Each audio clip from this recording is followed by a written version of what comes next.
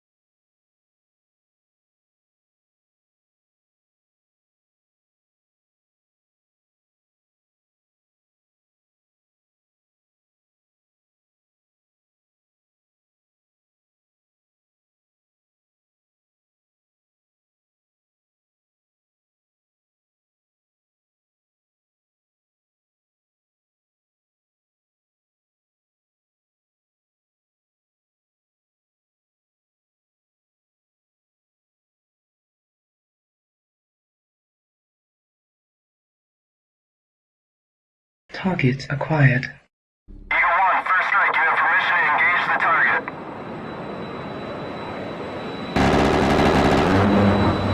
Warning: the following video contains explicit language which may be offensive to some viewers or inappropriate for children. The content within this video is intended for mature audiences only. Welcome, welcome, welcome. How is everyone tonight? Let's check this, make sure that we are getting sound out. Test, test, test. Can you hear me now? Can you hear me? Can you hear me? All right, good deal. Audio is live. Audio is good. All right. What's up, guys? Been a good day. Been a good week, right? It's a chill stream tonight. Good to see you, Roman King. Good to see ZD Den. Good to see you in early tonight. I'm glad that you're doing better. Siege D, good to see you, sir. Intel Wild, my man. TR Finley's up in the house. Man, we got some all-timers in here tonight. 13 is in the house. Damien's in the house. Damien, I didn't get to watch your stream earlier, man. I wanted to, but I just couldn't get to it. I apologize. Sorry, man. I wanted to, though. I wanted to. And let's see who else we got up in here. Anson Knowles is in the house. Miss Manly reacts. Miss Mandy reacts, not Miss Manly, Miss Mandy. That's good. That's good. Good to see you. Good to see you. Let's see, who else do we have here? That's about it. Mr. Boulay was first to log in. And hey, Will, how are you, sir? How are you? Ladies and gentlemen, it is a chill stream tonight, and hopefully, with some luck, we'll be able to get some folks up on the stage. You know, we'll get some people coming in. I have not actually promoted the show tonight at all. I've just been kind of lackadaisical today. You know, it's while it is not technically my day off or anything, I've been busy all week, and I just kind of took the day, well, more or less to myself. I also we had people over today, and in general, when we have people over, I mean, I do the good guest thing, right, or the good host thing, and entertain as needed.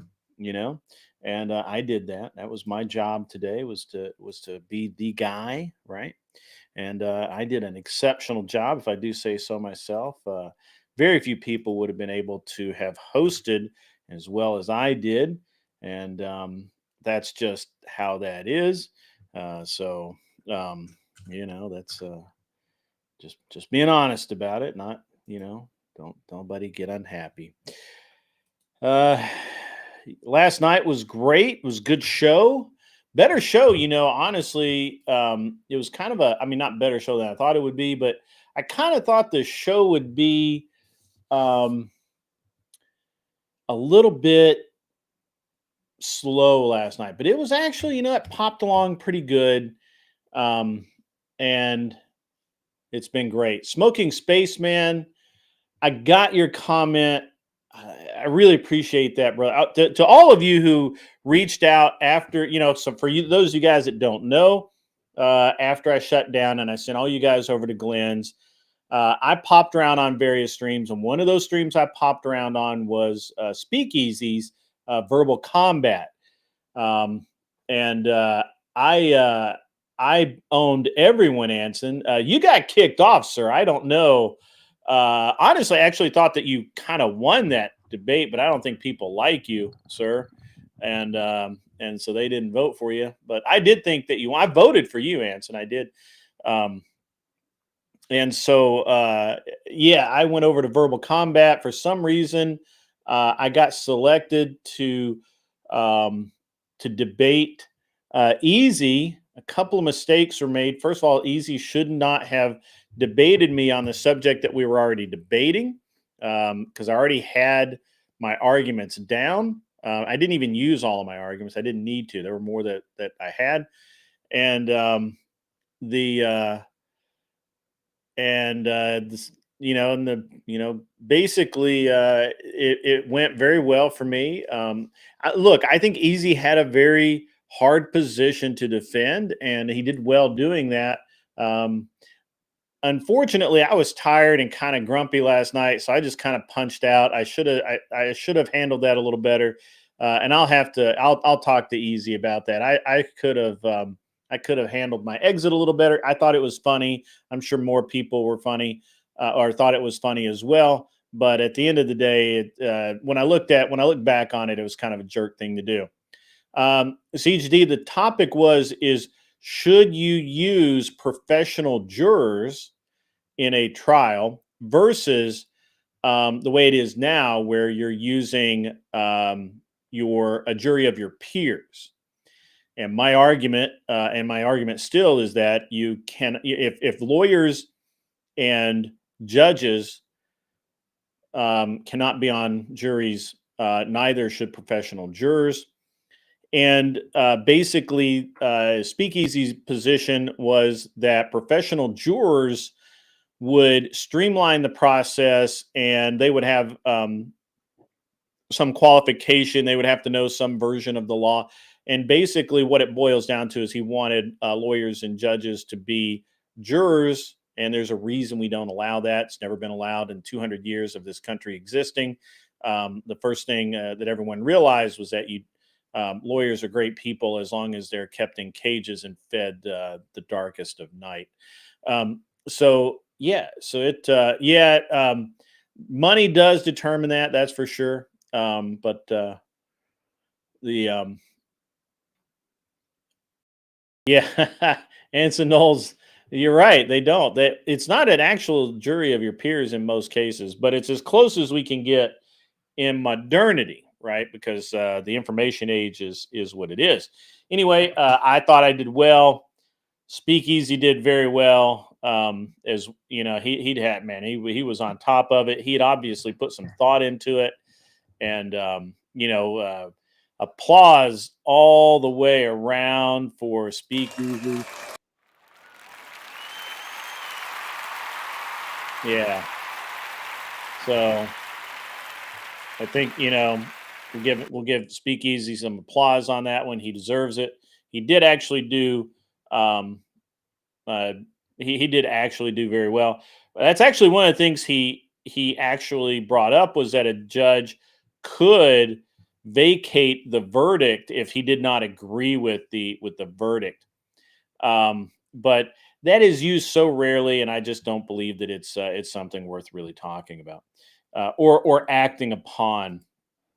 So, with all of that said, it was a great time last night. I also went over to Glenn's. I had a good time over there. Glenn's stream was lit last night, and when I went, I didn't stay long. They wanted me to stay longer, but I just couldn't do it. I had to go. I went to Flow State's stream. It was cool too, but you know how it is, guys. I'm a leaf on the wind, and I just floated around from stream to stream. So so that was that.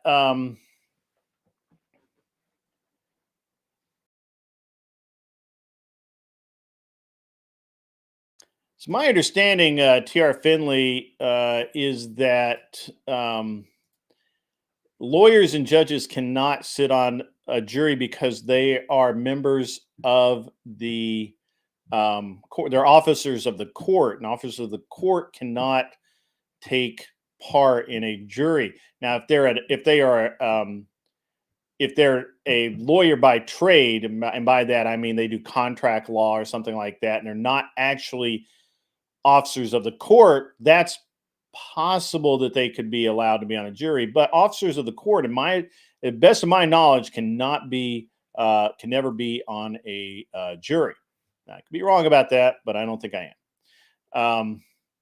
And obviously they would not be selected, because no matter what, they will have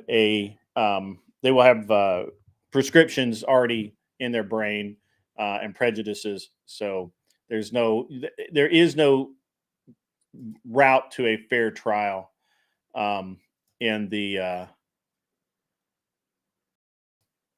with legal guys on the legal guys on the jury. So so there's that. Glenn's was hopping last night. That was really good. I really enjoyed the few minutes I stayed there. It was a good night last night, guys. It was a great night. I didn't really intend to talk so much on the Daily Wire environment, I guess, or whatever culture, whatever it is that they have going on over there. I didn't really intend to spend that much time on it, but hey, man, it made for great content last night, and I do believe that I just believe that that there's so much that we don't know, and it's as far as Brett Cooper departing and all of that, and I really again also believe that we have to be as much as I really want to be in Candace Owens' corner, and I think that she is a valued member of our society or culture or our team as conservatives. As much as she's a valued part of that, she's kind of on a conspiracy theory trajectory, and I just don't know. And I personal opinion, not backed up with any kind of evidence whatsoever. My personal opinion is it's all for the clicks. So yeah. So that's So that's something interesting. What else? What else? What else? What else? Yeah, that's about it. If we have anybody out in the chat that would like to come up and be a part of the show, feel free to do so. And ladies and gentlemen, remember, this show is sponsored by my wallet, and as much as I enjoy doing this show, at some point it has to start paying for itself, at least paying for itself. And the only way it can do that really is because of the YouTube demonetization, and which is very real. I get my as a matter of fact, I probably need to go back through and make sure that all of my past streams are still monetized. They will randomly demonetize them. They will randomly kick them from preferred or the regular monetization down to the limited. That's awesome. And yeah, donations make this world go round. And if you can help out, I would really appreciate it. The TTS is at $10, that's cool. I'm not doing I should do a raffle like Glenn is doing, and I started to do that. I looked into it, and I think in Tennessee I can do a raffle no problem.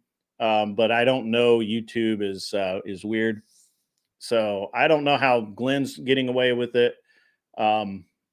So, but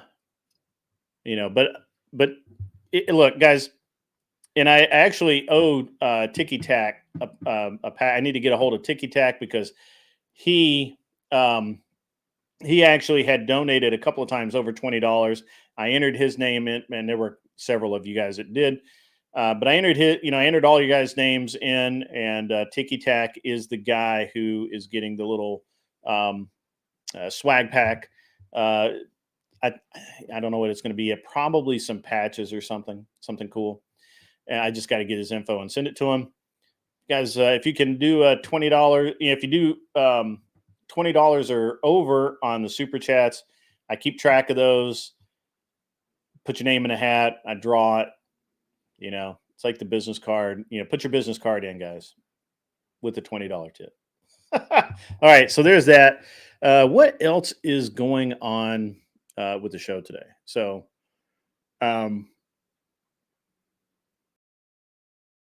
Flow State, Teriak, Prancess, Jim Bob, and Wrestler were on there as well. So last night, yeah, I didn't see. I didn't see. Oh, you're talking about on. Are you talking about on Glenn's panel, Siege?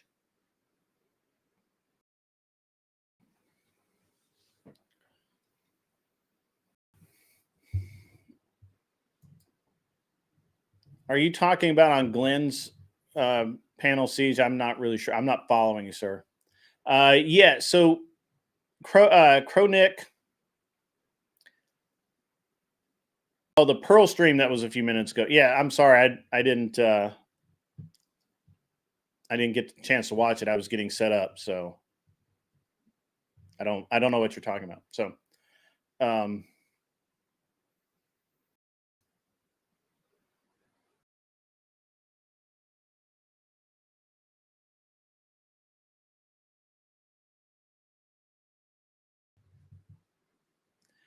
Ticky Tack, dude, don't worry about it. I understand that you're.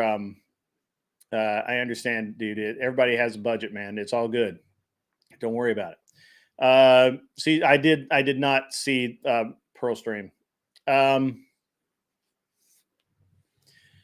it's okay. Yeah, come on up, Siege. So let me finish with Chronic here. So Chronic, I don't know what's going on. I had I like last month I had 108 subs drop off.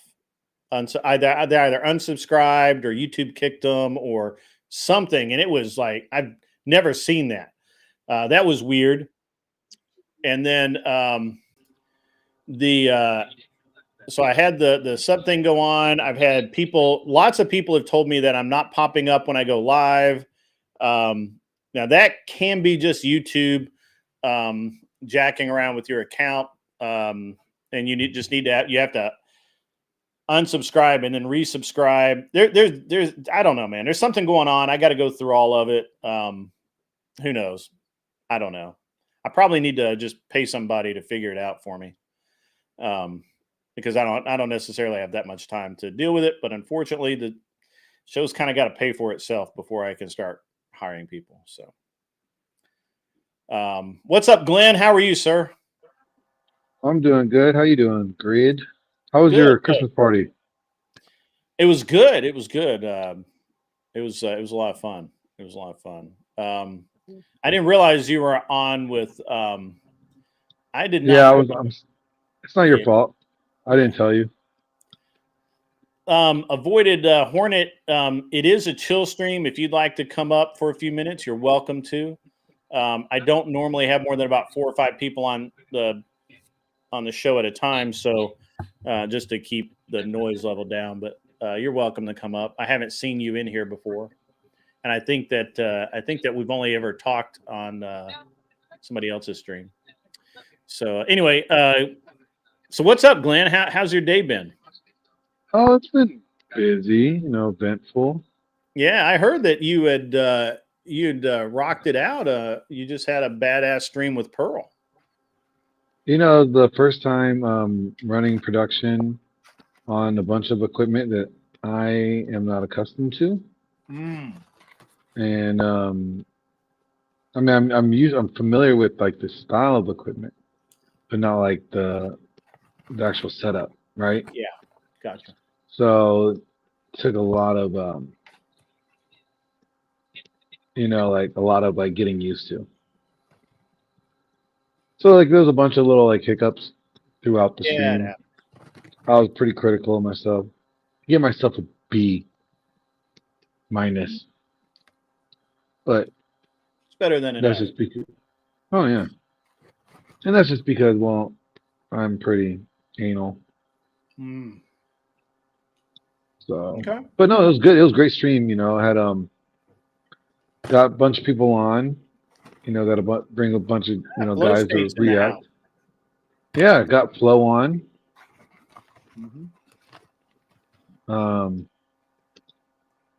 It was good. Everybody did a really good job. I'm glad that I asked Imp Dave to help me out because trying to track everybody down at the same time as do pre-production and all that jazz is like really hard to do last minute. And it just came out. It just really, really good job. That's awesome, man. I was before I came on, so I had the party today, and Did you dress up as Santa? I did not. That's not fair. Poor kid. We had like 6 or 7 kids in the house. It was crazy. And the you know, it was just really I just really had a pretty good time. Well, that's good. Was it like just like friends and like Yeah, so or my work wife, people? so it's people my wife know locally. So my wife actually does not have like friends, but she knows a lot of people locally, and then we actually have a lady down the street that um, has children about our kids' age, and they're Chinese, so they've become friends, and like their kids go to the same tennis class as my kids, and all it's just it's just neighbors, friends and neighbors, nothing big. Um, so did that. I jumped on with Clover Tack is doing was I'm not sure if he still is live, but he was doing a 2A X Space. There were like me, it Oh, was really? me, Simperius, and Clover Tack in there, Oh, and then that's I had to cool. leave. I had to leave. So, um, and it worked out. Yeah, it worked out okay. Simperius, he is who he is, right? You could love him or hate him, but that's just who he is. Yeah. Well, I mean, yeah, that's it. And that's basically well, I did some stuff. I think when I talked to you yesterday or today, I was out working in the garage That on was my yesterday. stuff. It was yesterday. Yeah, I did some more work out in the garage, getting ready to do the video for the airplane engine stuff that I'm doing over the next few days, hopefully. And yeah, man, Yeah. I'm just busy as hell, man. Well, So busy is good. yeah, yeah. I Busy need is to. good. I feel like I need to pay more attention to because right now, To me, yeah, I agree. no, I do not need to pay more attention. Matter of fact, if anything, uh, you know, I'm just saying we talk a lot for dudes. I mean, do we though? Do we? Look, I'm feeling like it's one. I'm It's feeling a like one way. It's a one way. Not reciprocal. we only talk when you want to talk. What about my needs, Grid? What about my needs here? It's like I'm always available for you, but it's really one-sided. Mm-hmm. Yeah. Sorry. Um, Um, what about us time? that's time.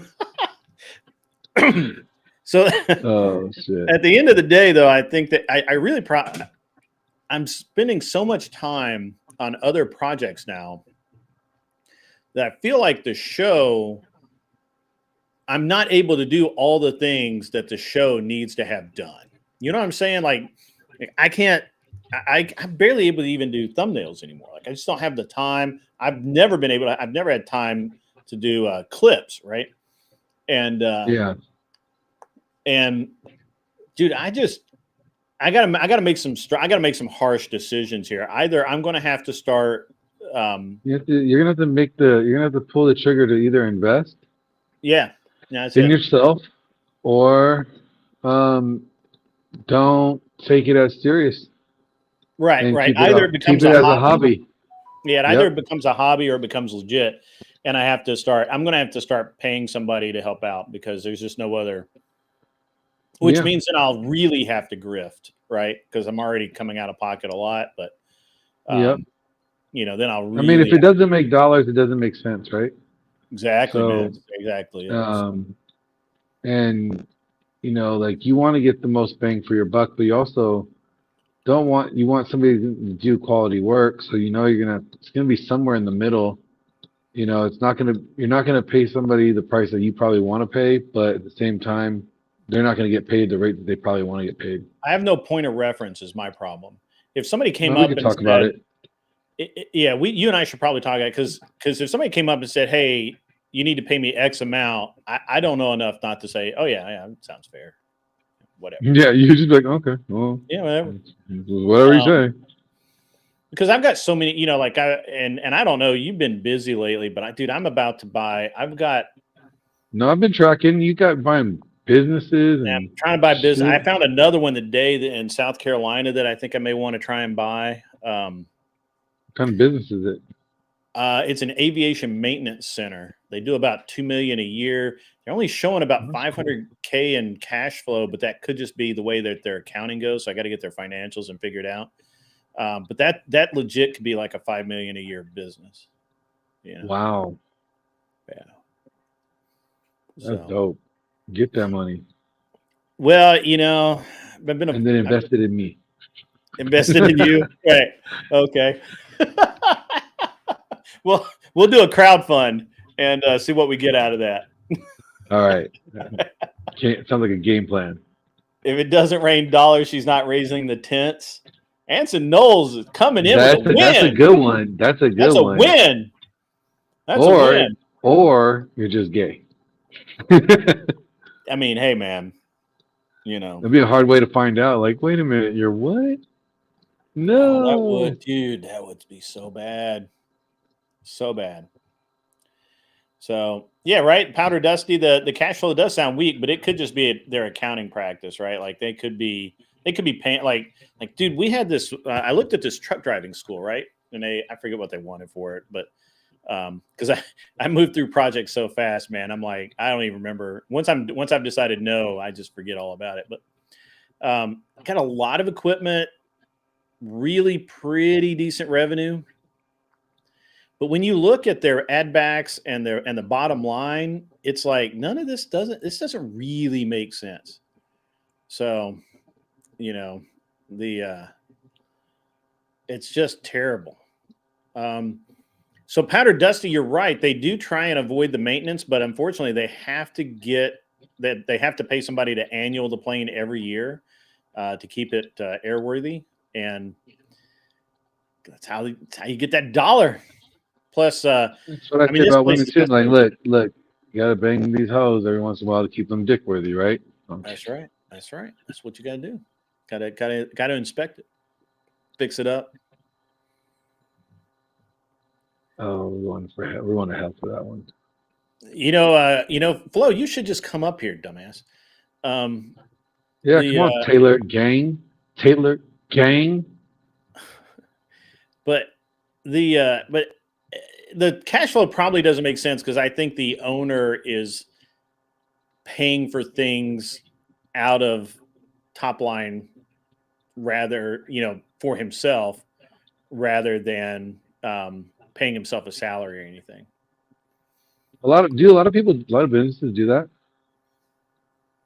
Like, isn't that like fucking up there? I think it's right. I mean, all right. So that's one of the things the red pill guys say, right? I'm surprised Viking didn't pop up already, but that's one of the things that you'll hear a lot of the red pill and red pill adjacent people say that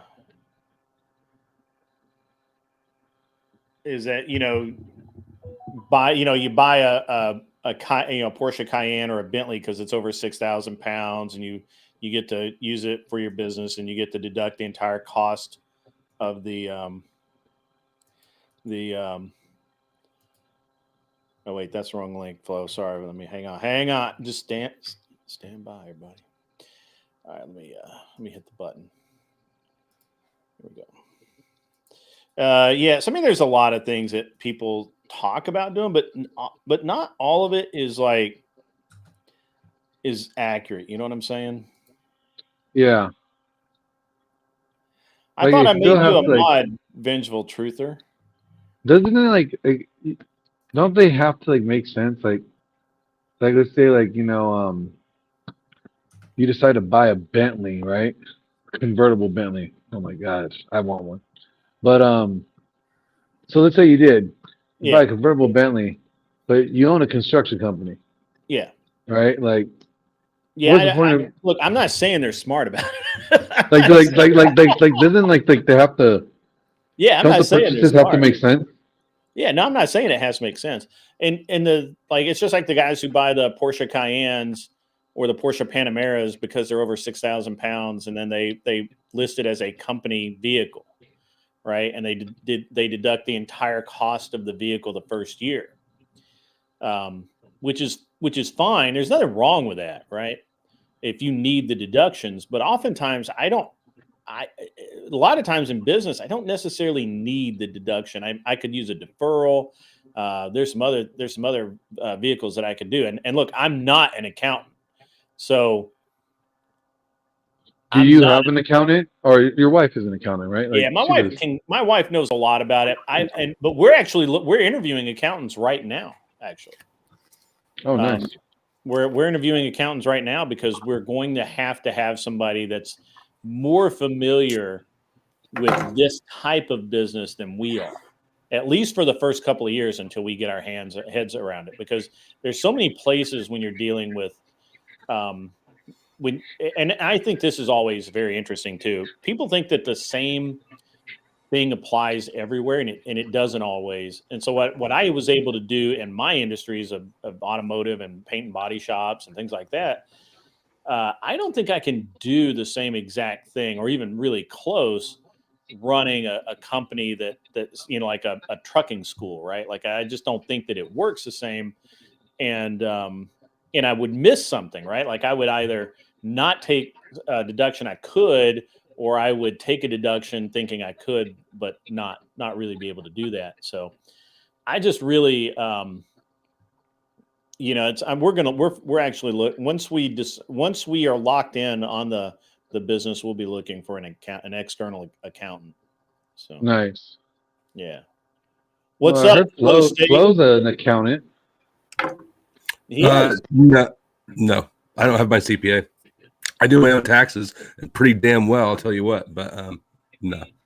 Yeah, Actually, the first time I Okay, he ever was a heard of banker. YouTube My bad. channel- Huh? he was a loan officer. I was a loan officer. Yeah, commercial and ag mostly.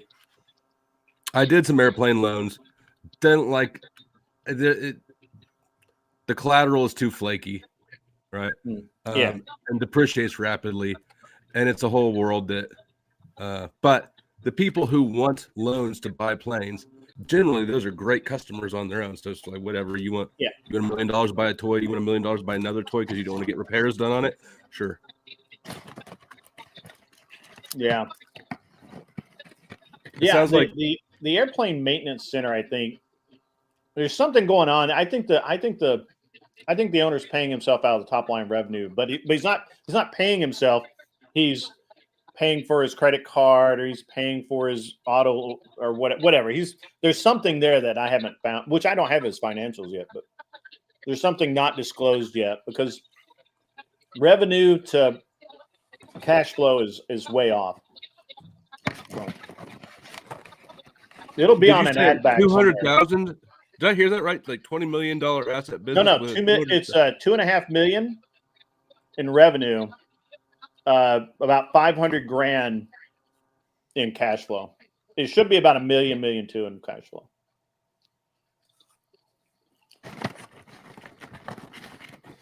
But they could have the guy could own the property and the guy could own the property and be leasing it back to himself at the maximum square footage rate. He could be borrowing against equity on hard assets if he's got a lot of equipment. Sure. He could be showing a paper profit by depreciating the shit out of, playing depreciation games. Sure. There's a lot of vehicles. It's just figuring out the right one. That's all. So why is it why does this one have your interest? Well, it's one of three. There's one in Texas I like a little better, but it's in Texas, and it's hot. It's hot as fuck. It's in the wrong part of Texas, Central Texas. Yeah. So that's like being in fucking New Mexico. It's like nowhere near. It's nowhere near. You know, Clover. Nothing. It's nowhere near anything. So, but I like the idea of it because they actually have a lot of their financials make sense. They're profitable. They're an absentee owner already, so they don't have to. We don't have to like hire a bunch of people to replace an owner that moves on, anything like that. And at the end of the day, that one, if it was anywhere else, it would make sense. There's a couple in Florida, but the problem with Florida is it's in Florida, and Florida has literally everything that airplanes hate. It's got corrosion, hurricanes, all of it. It's like everything airplanes hate. That's what Florida has. So I think Florida is the only state in the U.S. where they actually check the airplanes for snakes and other reptiles before they take off, because the snakes and lizards and things will sun themselves on the asphalt, and then when it gets too hot, they'll climb up into the undercarriage of the airplanes where it's cool. So, yeah, my grandparents, my mom's parents, when they got divorced when I was a baby, and so they went through the kind of like upper crusty rural white people divorce and got escalating planes. But my grandma actually was a flight instructor until the coup lockdowns. Oh, nice. Nice. Yeah, it's pretty gangster. Like I into looked her at a 80s. couple of flight schools too, but fuck, they want a lot of money for them. Yeah. So when I was a banker, I was also on. Actually, I put it in the private chat. Don't dox me. But I was on the local municipalities airport authority board for about 5 years, and the executive director, his wife was my daughter's daycare provider, like family. But I've looked at a lot of airport financials, and the maintenance components, I never saw one that cash flowed independent of government support.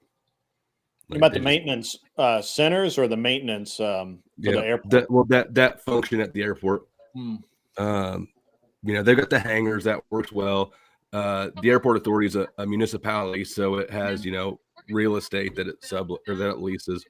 But as far as having an actual functioning mechanic shop for airplanes, hell of a time finding people who know how to work on it.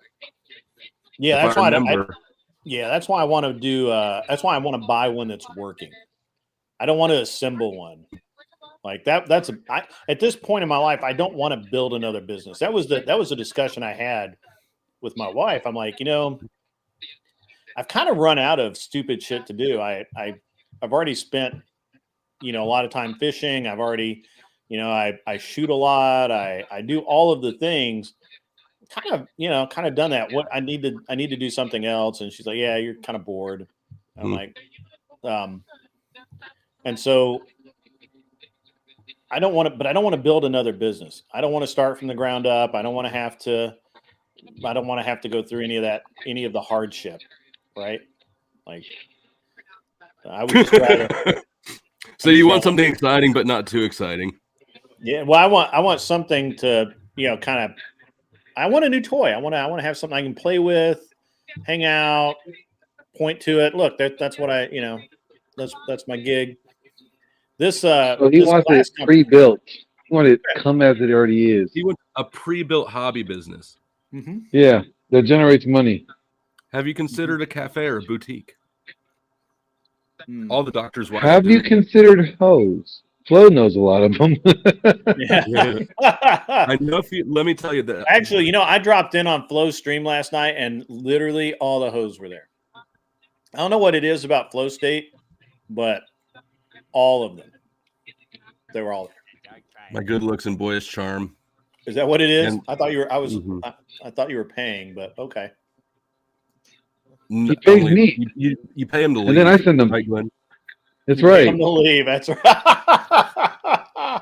That's funny. Okay. Yeah. Where you been, Flo? Like you disappeared for like a week and a half. What happened? Did you go back to jail? I Or got what? sick twice. Oh yes, sick twice. If you go back to jail. Hey man, I mean, come on, that's a reasonable assumption. It is reasonable. It is reasonable. No, I did not go back to jail. I did get sick twice though, which felt about. I as heard, much fun. did you get the vid or pneumonia or something like that? Well, the vid doesn't exist. Okay. No, I just got the normal funk, and then Gotcha. right when I was like on the mend or getting better, I got a different strain from my girlfriend. Mm. So, anyways, it It was just happens. kind of bad. And then I just stayed away because my birthday was coming up. I was like, oh well, I just won't stream again until my birthday, Mm. When was your birthday? Wednesday. This past Wow. Wednesday? Okay. Yeah. The 11th. Oh, damn. My bad. Well, happy birthday belated. there, Closter. Thank you. Huh? Happy belated. Yeah. Thank you. So, last night when I popped in, I didn't stay long, but you were obviously in a mood, and that was cool. But yeah, man, how are you doing, dude? What's been going on? Same shit, new day. Same shit, new day. All right. Nothing new to report. Okay. I was in a little bit of not a mood. I wasn't angry, just a little energized. I don't Yeah, know you if you seemed saw a little- any of the Raging Tomato the night before.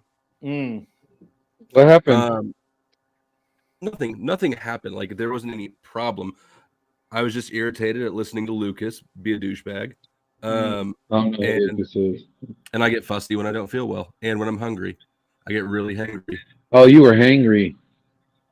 My mood is very much tied to my physical comfort or discomfort. So it's tied to your stomach. Stomach, yeah. So are you an emotional eater? No. Okay. Mm-mm. My oral an fixation emotional plays eater. out in different ways. Mm. No, sometimes I'll forget to eat. And if I start I'm getting with you on moody- that. Yeah, like Lauren in the chat and stuff. If I start getting fussy on the panel, the chat starts telling me to go eat. And they're normally right. That normally is what it is. Yeah, Josie used to have to. She would get on to me because I would do the same thing. I get really especially towards the end of the stream, I start getting aggravated. It's like you need to get a snack. So, but you're an OTW fan, right? No. No, Mm-mm. he was very entertaining on Glenn's stream. I started to review part of that actually on my birthday night, and then there's a part at the end of the first stream where everyone's mics go to shit. You're like using your phone to scrape ice off of a plane or something, and at that point I just said I'm too sick for this shit, and I just ended the stream. I meant to go back and look at it because it was an interesting conversation. I'm not an OTW fan. I have a massive issue with somebody who is. He has no substance to him. He has no character, no spine. I have a lot of issues dealing with weak people. I think that weakness is a breeding ground for malice and hostility. And Yeah. so I don't Avoided I Hornet want to not like the wanna guy, come up? but I would have thought you would have wanted to come up. But Flo, We you had don't another like think stream. about like the whole. You don't think Superman is in your head? that an Eminem song? No, that's Well, you probably OTW. didn't make it that far. That was the best. Superman's in your head. If he took pictures of brains and pointed out that Superman, you could, if you looked at the patterns, you could see Superman. It's like people who see Jesus on toast. Yeah, This is Superman, Dumbo. It's just that was like so weird. Y'all went to special ed, huh? It's all allegorical, man. It's all allegorical. Mm. Yeah, I was listening to it when I was driving home from Virginia. It was definitely a pretty interesting stream for sure, Glenn. I mean, let's see. It's just Is that really his points are just not backed by really anything? It was just stuff that he came up. His points are backed by him. Yeah, it's just They're not How internally he feels. Yeah, exactly. So Well, again, it's like no, as you said before, it's like there's no point of like a debate simply because like there's no evidence to any of his stuff. It's just all stuff he kind of like pulled out of his ass, man. No, he didn't. Kinda. He pulled it all the way out of his Yeah, ass. he just did. Oh yeah, probably like all those heartworms in my dogs that come off the Well, track Tate, are again. you freezing? What's up with you? Does your internet suck or what? no. Does it? It's a little bit choppy from my end too. That's Be a bit rate issue. that would have been a great thumbnail for Flo. Yeah, that cigar man, too cool. Yeah. Yeah, see. I also had another. It's still a little bit choppy. No, dude, Blind Fury's butt plug on live stream. We're not. Oh, No, That was hilarious. no. I left. I was like, I'm out. See ya. Like that's Bro, that was hilarious. yeah. The famous butt plug. Like, What did he end up saying? I got to know though. What did he end up saying about it? Because I left right as he was coming. I didn't realize that was a guy until after I clicked off, and I'm like, no, that was the guy. he tried to say that it wasn't his. Oh, makes it worse. You know, and that Why would you use somebody else's butt plug? Why would you use any one of those, man? Sheesh. I'm not what was judging. that? I'm not judging. I'm just saying. Anything's a butt plug if you're brave enough. That's spoken like a man that's been to jail or prison, or both. Those aren't butt plugs. That's called luggage. I am. Oh no! It's kind of like a cork, right? You know, you gotta. Never mind. You've probably got more experience with this than I do. I was in jail for 4 months. You were a corrections officer for how long? Oh, 3 years. How many Whoa. cavity searches did you? I've seen way more weird shit come out of asses than you would like to even know. You're right. I don't want to know. I don't. No. I don't even want to know the fact that I know. No. But, Hey, you know, there's some things I would like to forget. Yeah, Glenn was a cop, and No, I was a corrections officer. turkey bacon. Glenn was turkey bacon, and who else? We didn't get Harmon. along with the police, though. It's funny. Harmon was turkey bacon. We would always like end up having problems with them, especially like the state police or the highway. Yeah, I call them highway patrol, but they're the state police. Yeah, they suck. They would always like park in like these blind spots near the prison because everybody's trying to floor it to get home. Because we don't want our phones to ring. If we get a certain distance, they won't be able to recall you. They know the distance you are from the, because you have a work cell phone. Yep. So we would be gone. Oh yes, I did read your flirty text to Pearl. Just so you know. Did it work? Is she like, damn, I'm gonna have to drizzle that dude? No, not at all. But you know, You probably she didn't did read my. say, she did say she wants to bring all you guys back on. She said she wants to bring all you guys back on. Too It cool, was a lot of man. fun. So that's really good. You guys did a great job. Yeah, that was definitely fun to watch, Glenn. Obviously, a little bit of technical difficulties, but just like stuff that that Pearl wants to do more often, like be able to have like male guests or as well as female guests be able to come on after a show. Similar like to how Raging Tomato, she probably has like her monologues and dialogues. but then eventually like opens the panel. But in this case, it's actually a little bit controlled. You have like a little bit more of like people being able to give like their takes on it too. It's something that we're gonna, we're flirting with, Yeah, my and my since it invitation really, was lost in the mail. I guess I don't know. Oh, you told me you were having a party, sir. I know. I'm just being a dick. Don't Well, get pissed. Don't get no. Calm down. I'm not the one that's getting pissed. I was like, you know what? I was respecting him. I didn't want to I like got my interrupt popcorn, his bro. family. I'm good. I was like, I didn't want to like interrupt his family time. I Like that's appreciate rude that to too. me. I feel like that is sort of a dick move, even owning the popcorn carton that is the emoji. Yeah. Did you get that before you just started doing YouTube or after? Do you want one? Yeah. oh, jeez. Yes. Wish I could grab it right there, man. That's cruel.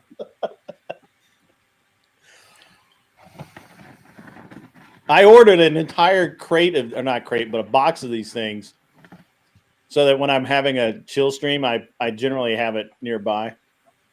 It's not to pop out whenever people are starting to get pissy and drama's going to pop out. No, it is though to sit when people start yelling at each other. I'm just like, So whenever Imperious is on and he's like going on a rage, yeah, Yeah, I think Brian from whatever podcast definitely popularized that move. It's like it works so well, man. Just when there's conflict on the podcast, he's just chilling and letting it go, man. Think about all the clips Yeah. he's gonna make from this. It's amazing. The number difference isn't as big for me as the revenue difference. The amount of money that people will spend on conflict content blows everything else out of the water. Oh yeah, I mean it is what it is. Like that's why whatever One of the- podcast, the Crucible debates, as well as Fresh and Fit for a time, definitely I had a lot more super chats instead, as opposed to like discussions and stuff. I mean, you could even see with like Fresh and Fit that their after hour shows would get like multiple super chats and viewers, and their day shows where they talk about good information to a certain extent, like actual information, just doesn't do as well, man. It's crazy, man. so the not crazy. That's normal. Everybody likes to watch a car accident. yeah, no doubt. So actually, Flow State, one of the businesses I was looking at buying, I think it's off the table now, just because again their numbers don't make sense. But is a truck driving school in Nebraska. Why? Why?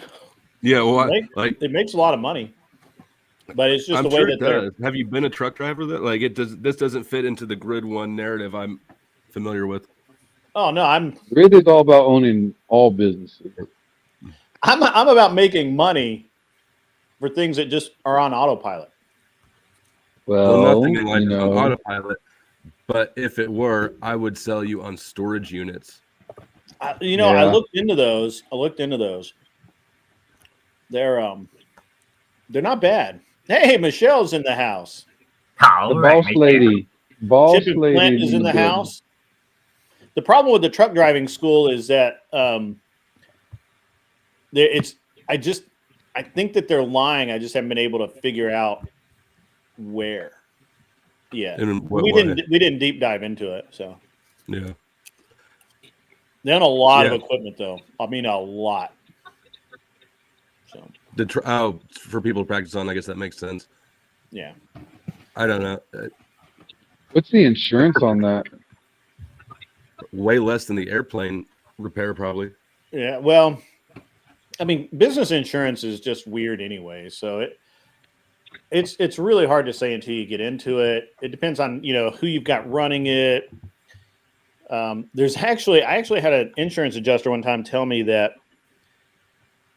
even though there was no reason for it, my insurance was going to go up because we hadn't had an accident in so long, and so our according to their tables, we were overdue, and therefore they were just going to go ahead and raise our rates That's Preemptive. fucking fucked bullshit. preemptively. Like- And a friend of mine who owns a bus company, he builds bodies for like Yellow Bus or Fisher or whatever. Mhm. And he owned the company. I don't know if he still does. His grandfather had founded or whatever. They built bus bodies for school buses and all kinds of buses. they had such a great safety record that he told me like every 8 years, the insurance company that they had would end up canceling their policy because they hadn't had an accident, and they just by the odds they were due for one, and the insurance company didn't want to lose out, and so then they'd have to go get something. They'd have to go get another insurance company, and that's ended up being why he sold the business, is because it just kept the insurance kept going up and up and up and up and up. So but they had like a perfect safety record. So Something else that seems like it would, if you could figure out how to do it, maybe somebody has, but there's so much fiber optic going in the ground all over the country. And at least out here, all that stuff is being hand dug by independent contractors, dudes with like a beater ass 90s Toyota pickup, a trencher, right? If you could find some way to effectively take over that and have a functional business instead of just letting Google deal with independent contractors, I think that would be a great business. there's actually a lot of really good businesses. So there's a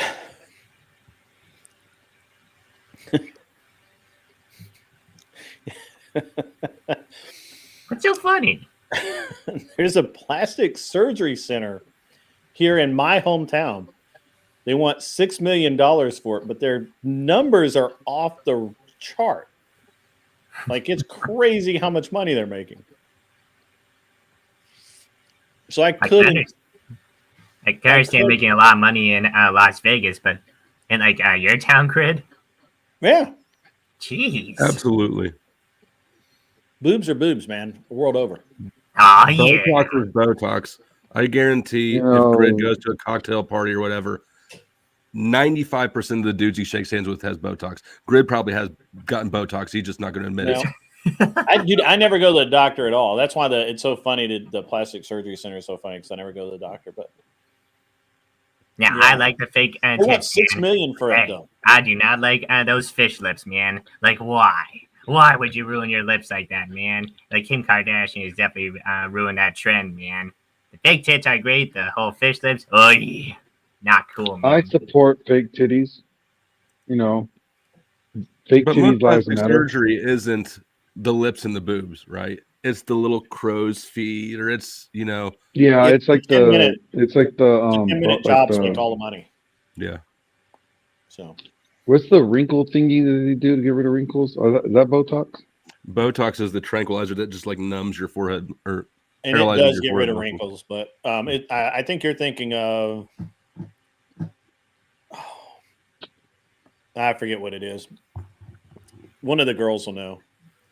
But yeah, it's I mean, there's a lot of businesses for sale because honestly, people are aging out.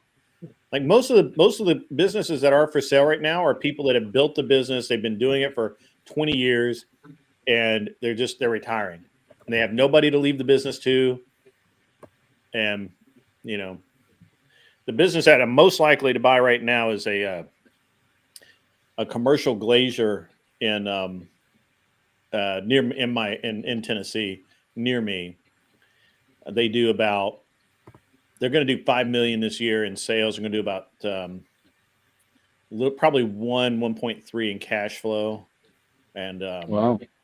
yeah, it's and the way he's got it set up, because we've looked through his numbers pretty well, so he doesn't really pay himself out, you know, like a lot of people do. The cash flow is sent out as a disbursement to him at the end of the year. It's like almost like a stock dividend that he gets. Is it a sole proprietorship or no LLC? Or Yeah, it's an LLC. Yeah. So, So he, you know, so if he's going to walk away this year, you know, when he closes his year out on Jan 1, he's going to probably write himself a check for right at $1 million. And then what do you think? I mean, he's got assets in a book of business. I mean, that sounds like a good business right there. Yeah, that's when I go look at it I'm going to go look at it on Saturday next. And Saturday. also, it's the only one of the ones that you've mentioned that sounds like it's low regulatory contact. Oh yeah, none. Yeah, well, Not like a trucking we had a school Zoom that'll meeting. eat you alive. Yeah, we had a Zoom meeting the other day, and I'm like, so what do we need? Do we need a contractor's license? Do we need this? We need that? And do we need somebody need to go to engineering school? He's like, nope, no. It's like the only time we deal with engineers is the engineer inspects the building, not our product, to make sure that the building meets whoever whatever they spec for the windows or glass system that they put in. And he said they've never had a problem where their system. They've never had a situation where their system was a problem. It's always been the building itself was too weak to meet the engineered requirements. So they would have to go in and add more, whatever. Will he But it stay wasn't on afterwards as a part-time consultant? Yeah, well, he's going to stay on for a year. He's at a salary of 125 grand.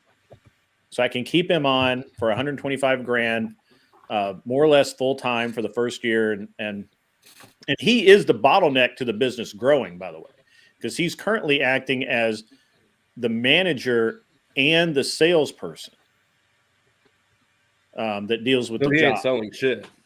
Yeah, well, it's all recurring. But I mean, it's basically he's got 75 customers, or because he only deals really with big builders. Is it union? He has 2 union jobs, where he has to have he has hired 4 employees specifically to do those jobs. But dude, he answered all the questions right. It's he answered all the questions. Everything looks right. I mean, it's pretty good. He's got I mean, it's pretty solid. It's a pretty solid business. So What was the chief financial officer of Grid One's Holdings? I suggest you buy that one. yeah, we're gonna go look at it. The asking price is right, so like 1.7 million. He based that on 2023's or 2022's earnings, which is like 450. He made like 450 in cash flow that year. So see, he didn't do it this year where he's done so much more business. They have under contract right now. They have right at $2 million under contract in pre-sold business. So it's it's good business to buy. So I'm Flo, you're muted. Sorry? Flo, you're muted. Thank you. Do you know any general contractors or people who TIF money is an interesting thing. I don't know much about it, but it seems like a good business model to follow around the tax incentives to redevelop, rundown parts of town. So here some of those plans are wild. Yeah, so here in Nashville, that's a problem because right now we're overbuilt. We have in the Nashville area, we have, I want to say that we had a surplus of about somewhere between 16 and 18,000 apartments or places for rent. And so many developers have defaulted on loans that the banks have allowed them to restructure, or most banks have allowed them to restructure to where they're no longer, their construction loans are canceled, and basically they sell one building and then they build 2, sell 1, build 2 to finish the developments because the banks are unwilling to give any developers around here any more money because we're so overbought. Overbuilt and underbought. So I don't know about the area where the Glazer's in. It's in a different part of Tennessee, and it's growing, but I don't know what their residential. Nashville's probably still shit though. I'm sorry, not Nashville, Memphis. Yeah, Memphis is terrible. We actually looked at a company in Memphis, and it honestly, it seems like everything about it seems horrible. Like there's just no. no redeeming quality. So, you know, I mean, I'm looking at everything everywhere. Have you seen those? They call them zero chance machines. It's the slot machines that they sneak into gas stations in the hood. No, I hadn't. Well, at least here in Kansas, there's a loophole. It's called a zero chance game, and it's basically a slot machine. But if you want to be really tedious, you can technically go through and check like every option. But people just sit there and feed it dollars and spin it and take their chance. So it's a loophole slot machine, but they've been putting them in gas stations in the hood. They're just such money magnets for people who can't afford it. But yeah, I looked into those a little while back because I thought that sounds like a good investment for somebody who, only has a little bit of money to invest. But yeah, I'm not allowed to. This still through the Kansas Gaming Commission. I'm not qualified for that shit. Yeah, you gotta do a shell company. So yeah, which is more work than a little machine like that'd be worth. Yeah. There are Also, some things, my morals aren't really tight, but something about stomping on people who are already kind of down. right? Yeah, that's good. That's respectable, Flo. Good job. But I would stomp on Imperius, no matter what kind of circumstances he was in. Anson Knowles, you are welcome to come up if Siege D will drop down, because I really don't like to have more than 4 up on the stage. If Siege doesn't mind dropping down, you're welcome to come up. Here, I'll get my take one more time on this business stuff. It may be just because I'm in Florida, specifically Central Florida. I have noticed that after I graduated high school, before then I noticed that a business would close down and then an ice cream shop would show up. Nowadays, a business closed down and then a weed store shows up nowadays, man. It's kind of a little bit interesting, but hey, I guess people prefer weed over ice cream nowadays, man. No, it's because ice cream shops were just fronts for drug pushers. These you naive person. Okay. I'm not even kidding either. Next time you see an ice cream truck, ask him what he's got for adults. Oh man, too cool. I'll do that the next time the ice cream man comes over. All right, let's see. I'll hop down and I'll send Anson Knowles the link. Please do. Thank you. Yep, sounds good. Yeah. So we probably bored enough people with the business talk. So Glenn, how do you like Chicagoland?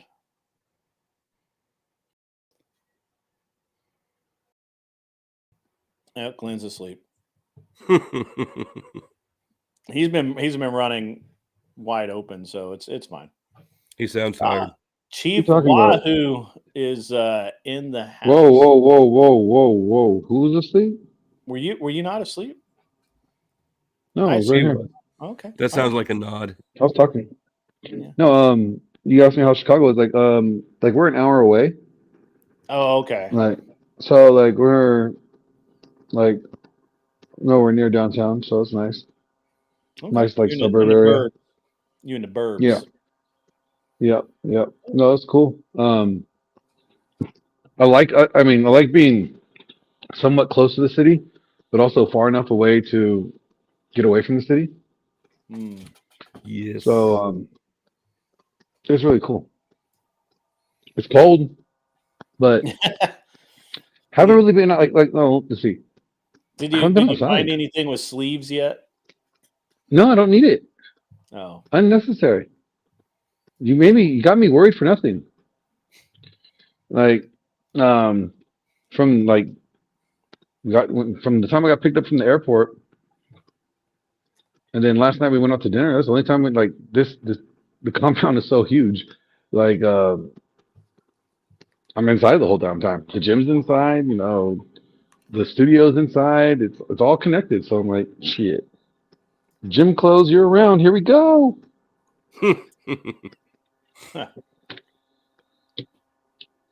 So it's pretty nice. That's cool, man. That's cool. So you got a compound? Is that what you're saying? Yeah, it's like like well, okay, so like they have a big they have a lot of property, right?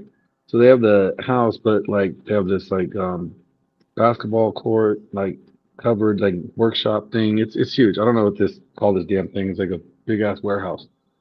But in this big ass warehouse, like you have this, like I said, a whole huge basketball court, a gym, banquet room, big ass garage that's like a shop. Like the garage is the size of a big ass warehouse somewhere in some other city, you know. Dope. And like that's where the like the guest apartment where I'm at and Pro's apartment is over there too. So it's all connected. So it's pretty neat. Anson, we can hear the news. Yeah, I had you on a different screen, man. I just cut it off. Look at Anson's try hard ass name, trying to compete for my position. Oh yeah, I'm sorry. The powdered musty. I didn't mean to do that. It's okay. I'm going musty. Wow. I'm going for just pearly drizzle next. Man, I don't blame you, man. I'd totally bang that too. I'm right there with you.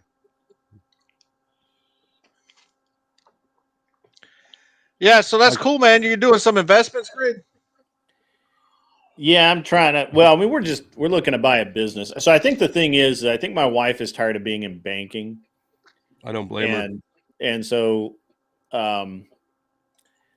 she's like, well, let's, because I've been wanting to buy or build a new business. Now, I think I honestly, I just want to buy a business. And so we talked about it a few weeks ago, and she actually brought it up. I was like, I was fine, just let everything roll the way it is, the way it's going.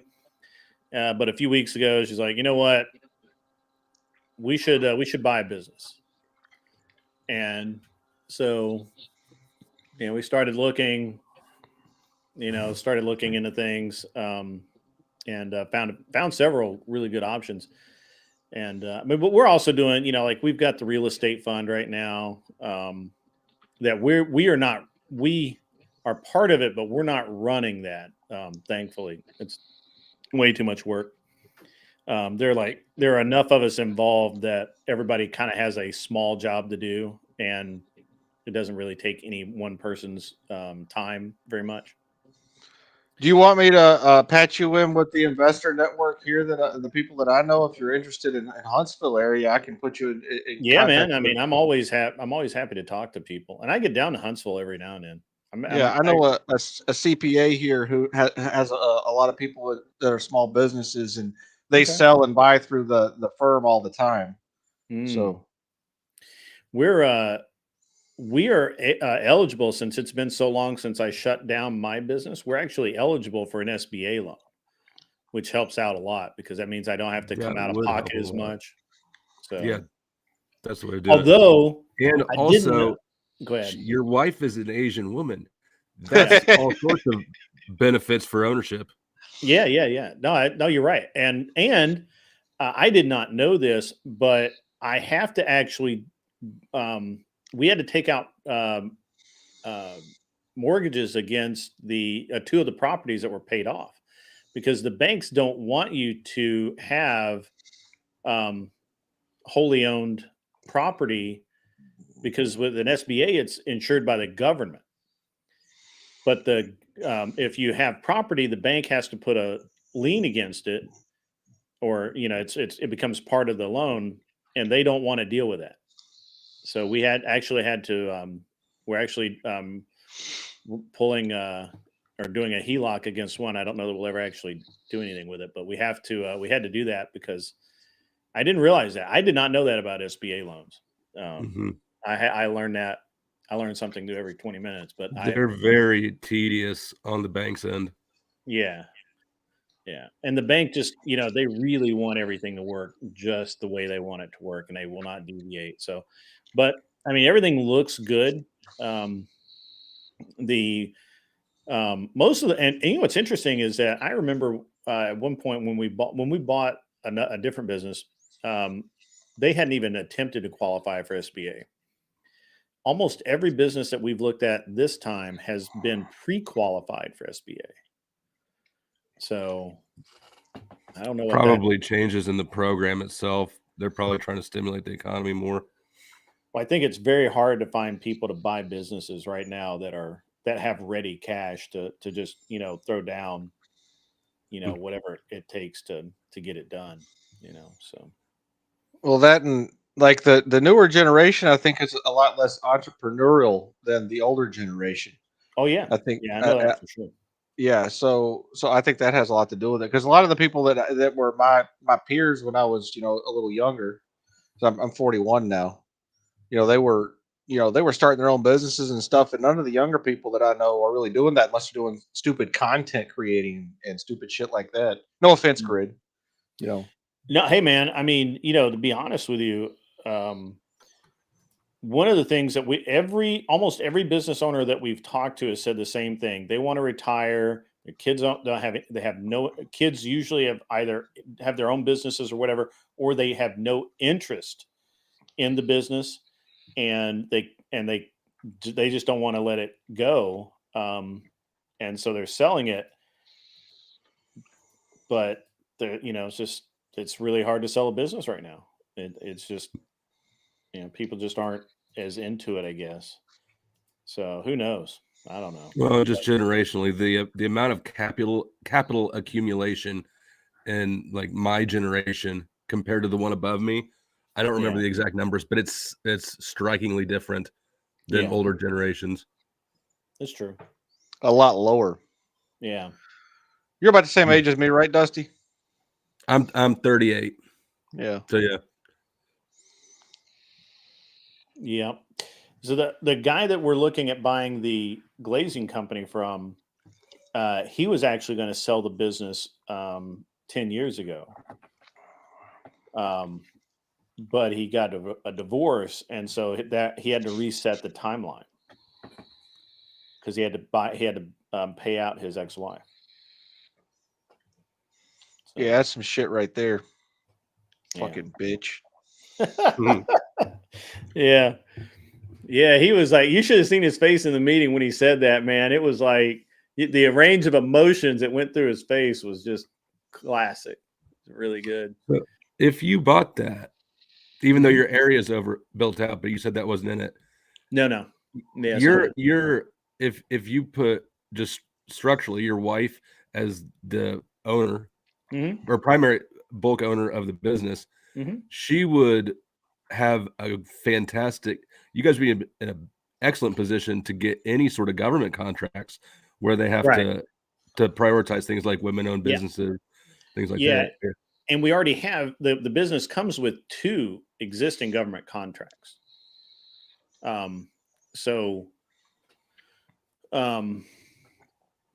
mean, one of them is really cool. The other one's less cool, but so the company already comes with 2. You're right. If she will be for all intent and purpose, just because of an age issue. She's 11 years younger than me, so the SBA likes her a lot better as the primary on the business.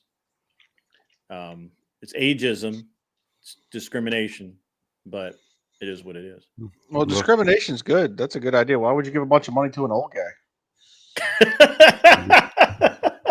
That's literally exactly what my banker said. She's like, she's like, listen, when you do this SBA application, you put her as the owner, because if you don't, they're going to have some problems because you're old, and they're gonna really question you about your health and all, which is fine. They can do that. I'm in good health, but the man's never had a vice in his life, it seems like.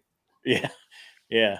And so I did no problem with that, but she's like the bank, when the banks go to look at that SBA loan, whichever bank you deal with, they're really gonna want her on that top line. And we'd already talked about, Asian female, US citizen. So all of that. The bank's giving you reasons. It's political. It's easier to sell her Yeah. It'll be easier for the bank to get that approved Right. with her. The thing. Exactly. That's exactly. It's like way less trouble, way less time, all of it. Hmm. So, And less likely to get oversight scrutiny in the future as well. yeah, I think so. So that and that's fine. That's totally fine. So it doesn't matter. Oh yeah, lean into it if you got it. Yeah, right. Use all of those advantages. So yeah, but it's yeah. So that's that's what we're doing with that. We've got the real estate fund. You know, we're going to buy 50 houses. The fund's going to buy 50 houses this year. We're already, it's crazy. It's crazy what's going on right now. And, but it's going to be cool. We bought a house in Columbus. I got to go there next week, I think. It's next week. No. Yeah. I don't know. We're going to Columbus at some point, and we got to close and take possession and all that. So never What a of dull this moment. shit's fun to you? Huh? What of the shit is fun to you? It sounds like that's probably the linchpin, really. Yeah. That's the impression I'm getting, at least.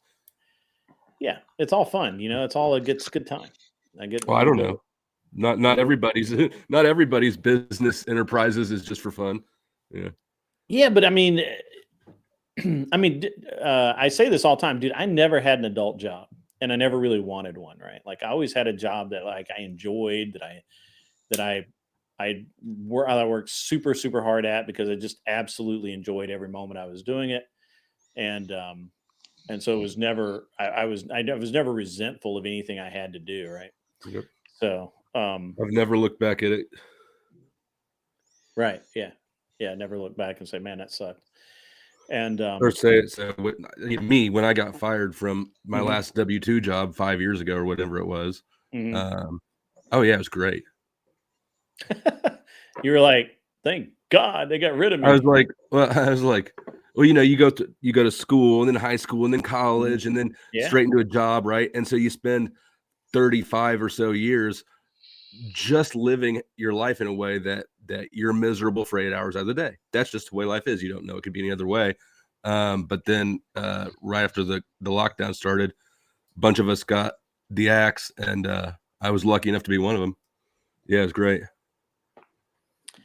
I mean, look, I agree, man. I agree. Actually, you know, to be honest with you, so I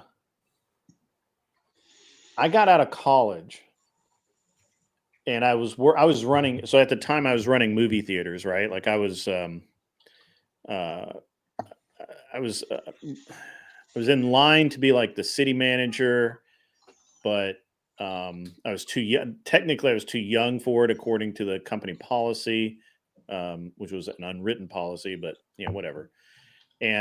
But I had the highest per cabs. I literally was there. I was the Swiss Army knife manager where they would have trouble with the theater, and I would go and they'd put me in it, and I'd clean it up and fire everybody and put a new staff in, get it running good, and then turn it over to a new manager, and then go repeat that same process somewhere else. And I was all set to. I was when I got out of college, I was literally all set to go to work in an internship, and just somewhere over that summer, I was like, "No, this sucks. I don't want to do this. I just don't want to." And I'd already been doing racing as a just as a a guy funding it himself out of his wallet, and I ended up helping with the restoration, and that led to which gave me just enough money to survive, in addition to my job working in the theater. And then I went somewhere else and worked. That led to another gig, and I just everywhere I went, I learned, and I made the absolute most of every opportunity anybody ever gave me, because I never wanted to sit in an office and just stare at four walls and have to prove it, just stare at a stack of papers. It just has to get done. If my wife has one complaint about me, it's probably that if you give me a stack of things to do, I'm going to just burn through that and get it done, and then I'll move on to something else. But if you don't give me a timeline on when it needs to be done, I will literally not do that at all. I will go do something else that's more entertaining to me. And Without a deadline, it's optional. yeah, without a deadline, why do I give a fuck?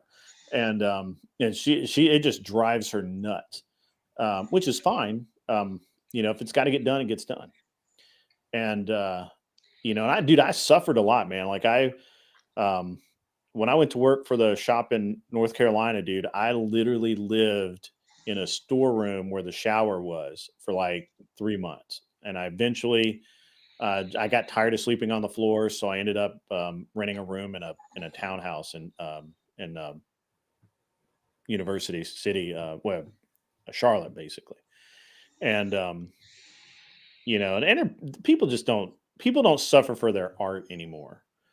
And so I always believed that you had to suffer for your art, whatever that art is, right? Whether with me, it was, I wanted to be known as the guy who made shit go fast. Like I make car go fast. That's what I do.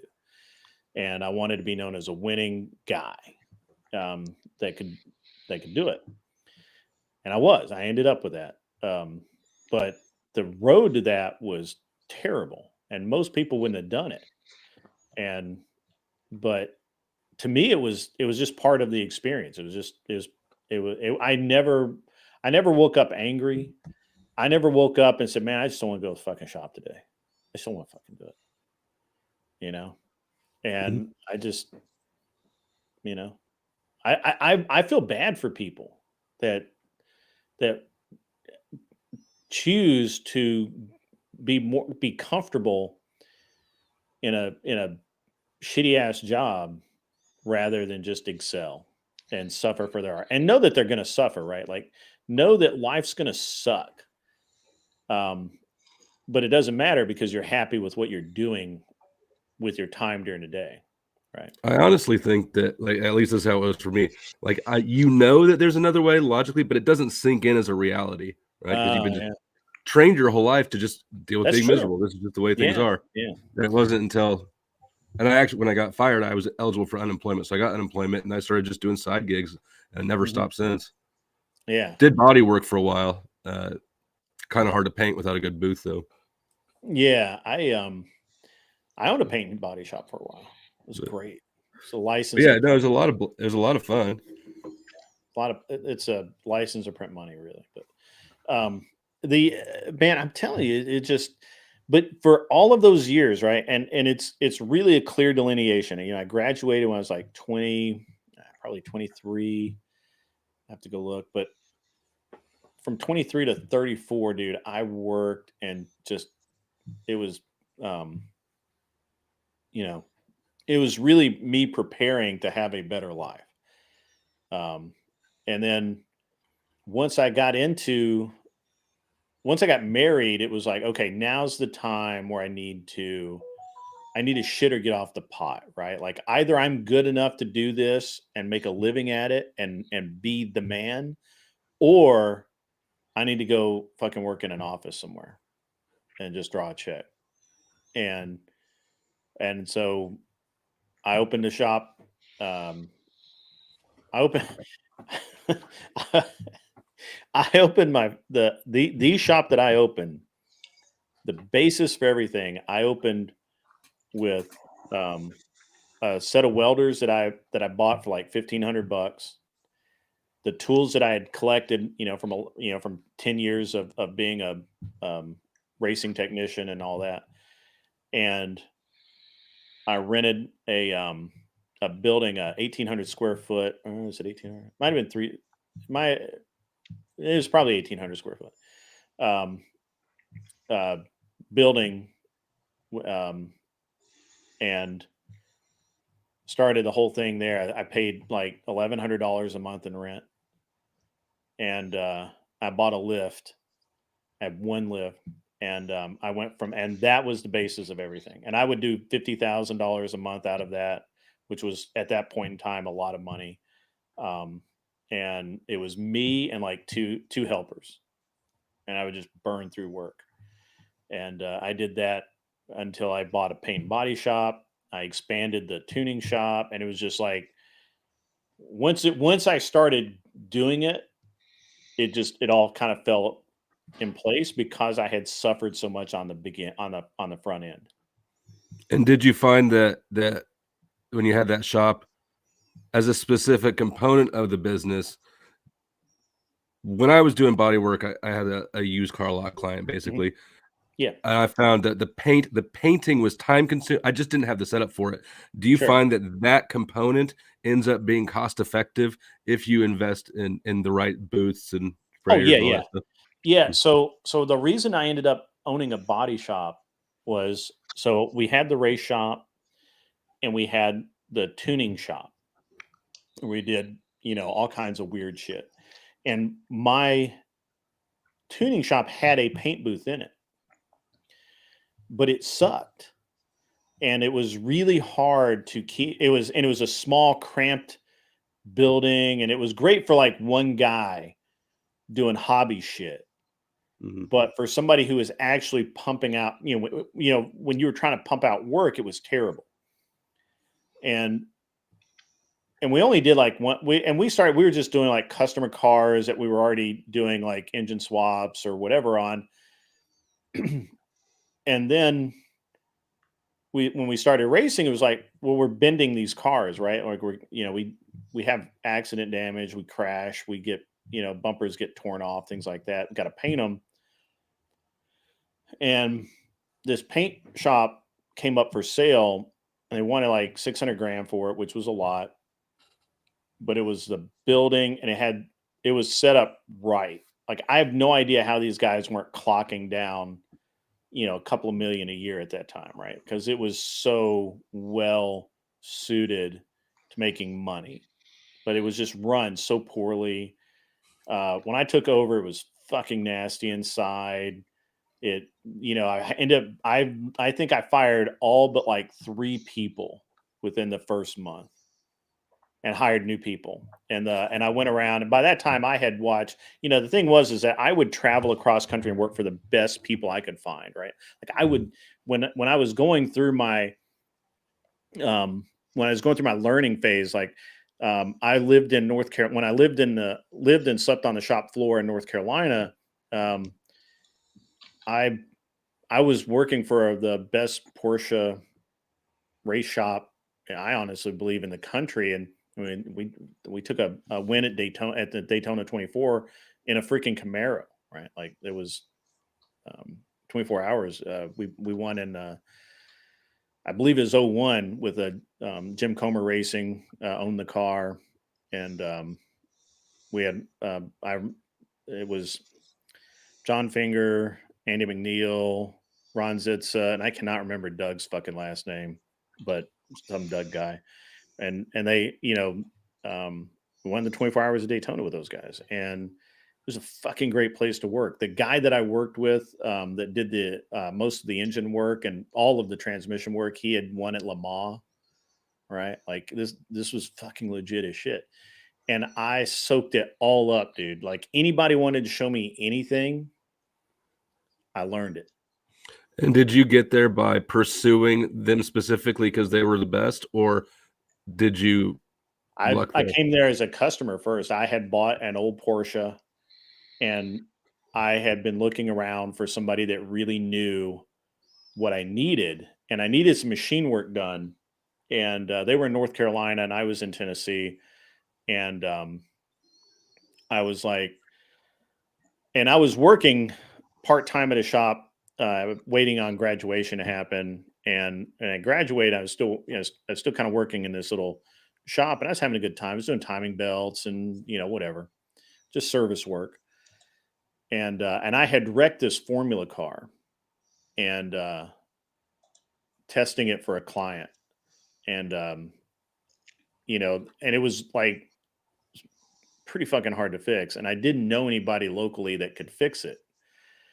And so I ended up taking it to um to the guys I was buying Porsche parts from for my personal car.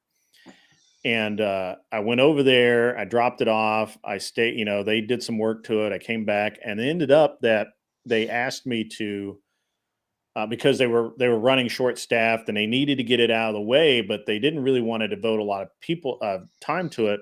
And they said, "Hey, if you want to come here and work on it yourself, you can come work on it in our shop, and we'll just the things that we need to do, we'll do, and you can do the rest, and it'll be cool." And I'm like, "All right, that's cool." And so I was there, and they were the owner of the business was watching me like 24/7, and I'd already talked to him a lot because I bought parts from him. He knew that I had a couple of different cars that were, that this time Porsches weren't particularly expensive. They're at a low point in the market, and so they weren't cheap, right? They weren't Camaro cheap, but they weren't like super expensive, and so it was just one of those things where he saw that I was doing things right. He understood, what I could do and what I couldn't do, and I ended up going to the racetrack while I was there with him as just a helper, right? And at the end of the weekend, he's like, "Hey man, if you want to come work for me, we'd love to have you." And I'm like, "Dude, I don't have anywhere to live. I can't live out of a hotel, whatever." And he's like, so they had literally a storeroom with a shower in it. All legit race shops have showers, this period. And so he's like, "You can stay here until you find a place." And I slept in that closet basically for like at least 2 months, maybe 3, before I ended up finding a room to rent in a townhouse. But I mean, I learned so much, like just being around the dude that had been to Le Mans, and he could just literally just take a 935 gearbox, which most people have never even seen. He could take it and dump it on the floor. And I have 2 Glens now. Literally. What's up? Oh, I'm not talking to you. Oh, we had 2 Glens. So he could literally just dump that stuff on the floor, put it back together, and be perfect. There's one time we took this car. Anyway,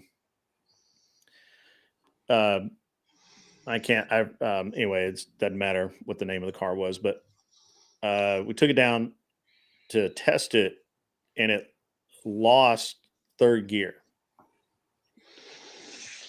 Guys, like, we called the car the Batmobile, right? Because big badass Porsche, all black, all plastic.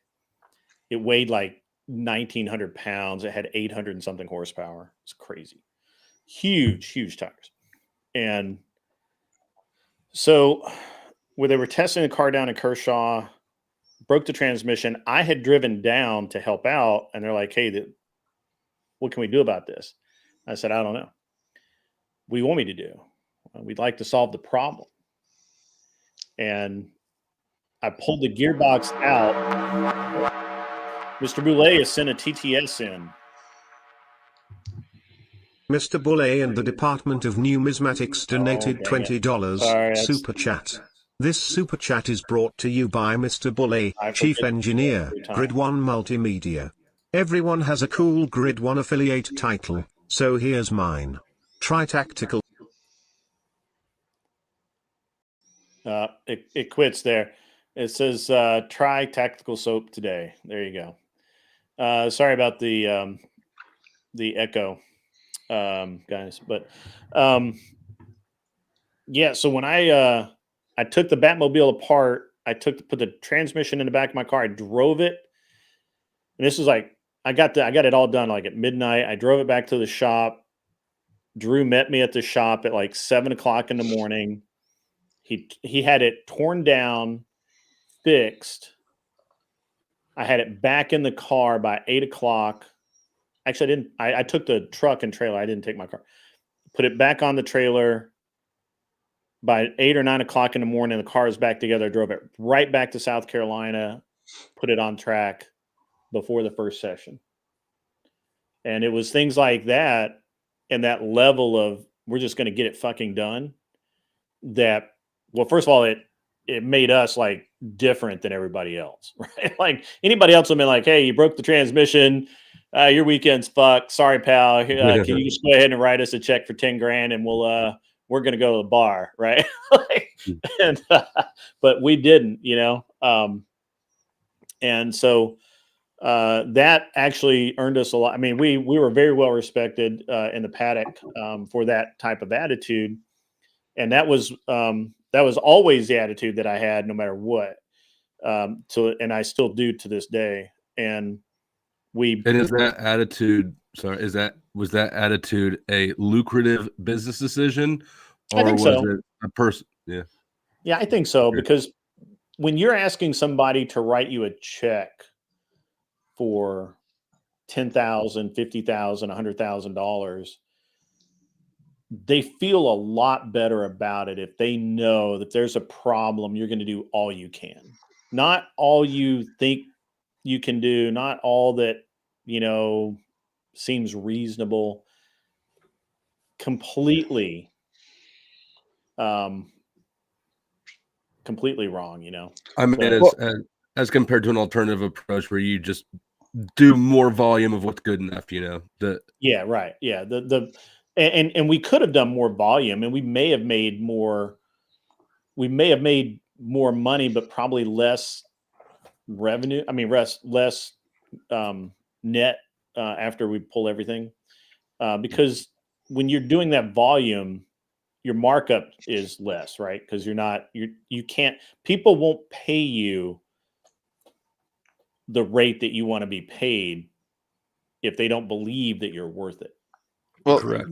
so Grid, what I heard you say and all that, because I don't have any race experience, but I do Mhm. have experience with what you're saying about you have something that has to be done. It has to be done no matter what, right? And Right. there's different kinds of people, and a lot of people don't become successful in life, from my experience, because they're just like, fuck it, that's somebody else's problem, Yeah. and like even at like the lowest levels of being, I was working on a assembly line. It was essentially an assembly line, but it was more. There were different kinds of people. They get paid low wages. Some of them, they come into work and they're high all the time and they don't give a crap about anything. And then Right. like a select few actually try hard and get noticed by the upper management and get moved Mhm. up into Yeah. other positions. And so that kind of an attitude is just an attitude of being a successful person. It's the Yeah. Protestant work ethic. Yeah. I mean, it really kind of is, right? And I mean, like, dude, I'm talking like I have story after story of it. Like we had a competitor one time at Mid Ohio. He rolled his car. We had a spare car there because we hadn't rented the car that weekend, and we were literally just using it for display. I had my guys go to the automotive parts store, buy a glass cutter, a windshield removal tool, bring it back, cut the windshield out of my car, and give it to him and have him and let him put it in his car so he could race against us so we could beat him. Right? Because I didn't want to win because he couldn't show up. Right. And that was just the way it was for me, you know. Um, so it's always been that way, man. Everything I did was to do that. And now it's, I have the same kind of, it's not even a work ethic, right? It's just how you do things, you know. That So was the was that Martin Luther King Jr.'s, what, the one that said that if you're a street sweeper, be the best damn street sweeper. probably was, yeah. Yeah, if it don't, that's transferable. This experience you're talking about, man. I mean, that's everybody ought to just take the most amount of pride in what they do and just work Yeah. their fucking ass off. That's all that is. Instead of just settling for shit, you don't become successful in life just doing the minimum. Yeah. Maybe So, except for in Flow State's case. yeah. Well, all right, look. So again, I couldn't have done what I did in a factory, I don't think. Although when I was in college working part-time jobs in factories, I would always get noticed for doing the better, doing more than I had to, or doing it properly or whatever. I always got noticed for that. and I was never penalized for it. Like I've heard some people say, well, if I excel, I'll get penalized. I never had that happen. I never was out necessarily to make more money. But I did want people to know that I did a good job. I take pride in what I do for the most part. And you ever work on a bigger size construction site? No, I never have. I've never. No, I haven't. And it's there's a lot of places in our work environment, and I don't care what field you're in, but there's a lot of places in the in the modern work environment where we're still figuring it out. We don't understand where to apply technology. We don't know when it hurts you, when it helps you. We're still figuring a lot of that out. Because I hear from young guys all the time. I'm not really appreciated, and I'm like, I said, I personally believe that. At least in my experience, having hired people, fired people, run now multiple companies. At one point in time, between all of the shops, before I started closing things down, we had about 60 people working for us, and I knew every single person at work for me. I knew their personality for the most, at work, and I knew whether or not they were a good employee or an average employee, and they were treated. They were treated how they work. If they were a good employee, they were treated well. If they were, a show up, put my hours in, go home. Actually, to be honest with you, those guys didn't hang out long. Are you a good employee? Sorry? Do you consider yourself a good employee? Not anymore. I consider myself unemployable. Were you then, or were you just an interested apprentice? No, I was a company man, right? If my boss asked me to do something, I'd do it. I was at the but now again, remember, I chose to work in something that I actually really enjoyed, right? Like I would do things because it needed to get done and for no other reason. And I'm not going to give any specific examples and turn it into story hour again, but the number and look, I inspired that in my employees too. That when the race team guys, like I remember, I've had guys work around the clock, right, to finish a car to get it ready to go racing. I've had guys come in every weekend for a month to finish up a project. Didn't ask them to. I didn't promise them anything extra. But because they knew I was going to be there, they would show up. Because they knew that it needed to get done and it was important to the company, they would do it. Those are and whether I was inspiring that or that was just their nature, I don't know. But when we were building the second RX-8 for World Challenge, no kidding, I didn't sleep. I worked 3 days straight, maybe 4. I got to the point where I could not weld. Like something I do every day with TIG welding. I was doing it every day. I was really good at it. And I thought I could do it in my sleep, but unfortunately I can't. And I couldn't weld, and I just couldn't function. And my wife actually had to come to my shop and tell me to go lay down in the office on the couch and go to bed for 3 hours. But I continued to work, and I had guys there all the time. I had a guy, and to this day he's a friend of mine.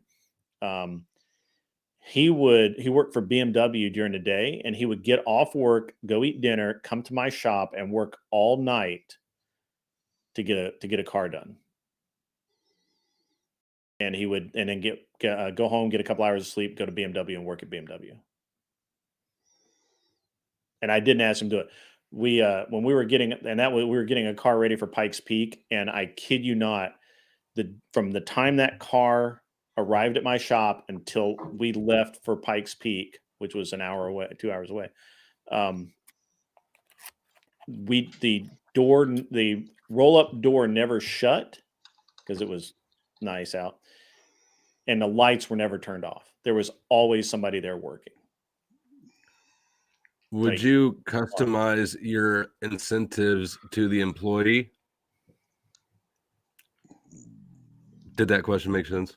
Sorry? How much did you so obviously if you've got employees that are putting in this extra effort, it's because that they have an outcome of their own that's better than just another $15 at the end of the day or whatever. How Yeah, I much mean, I would think you customize the incentive to the individual? I guess the question. so. I think most of the people that worked for me in that specific shop wanted to have a career in an industry that's exceedingly hard to get into, and it's very hard to be successful in.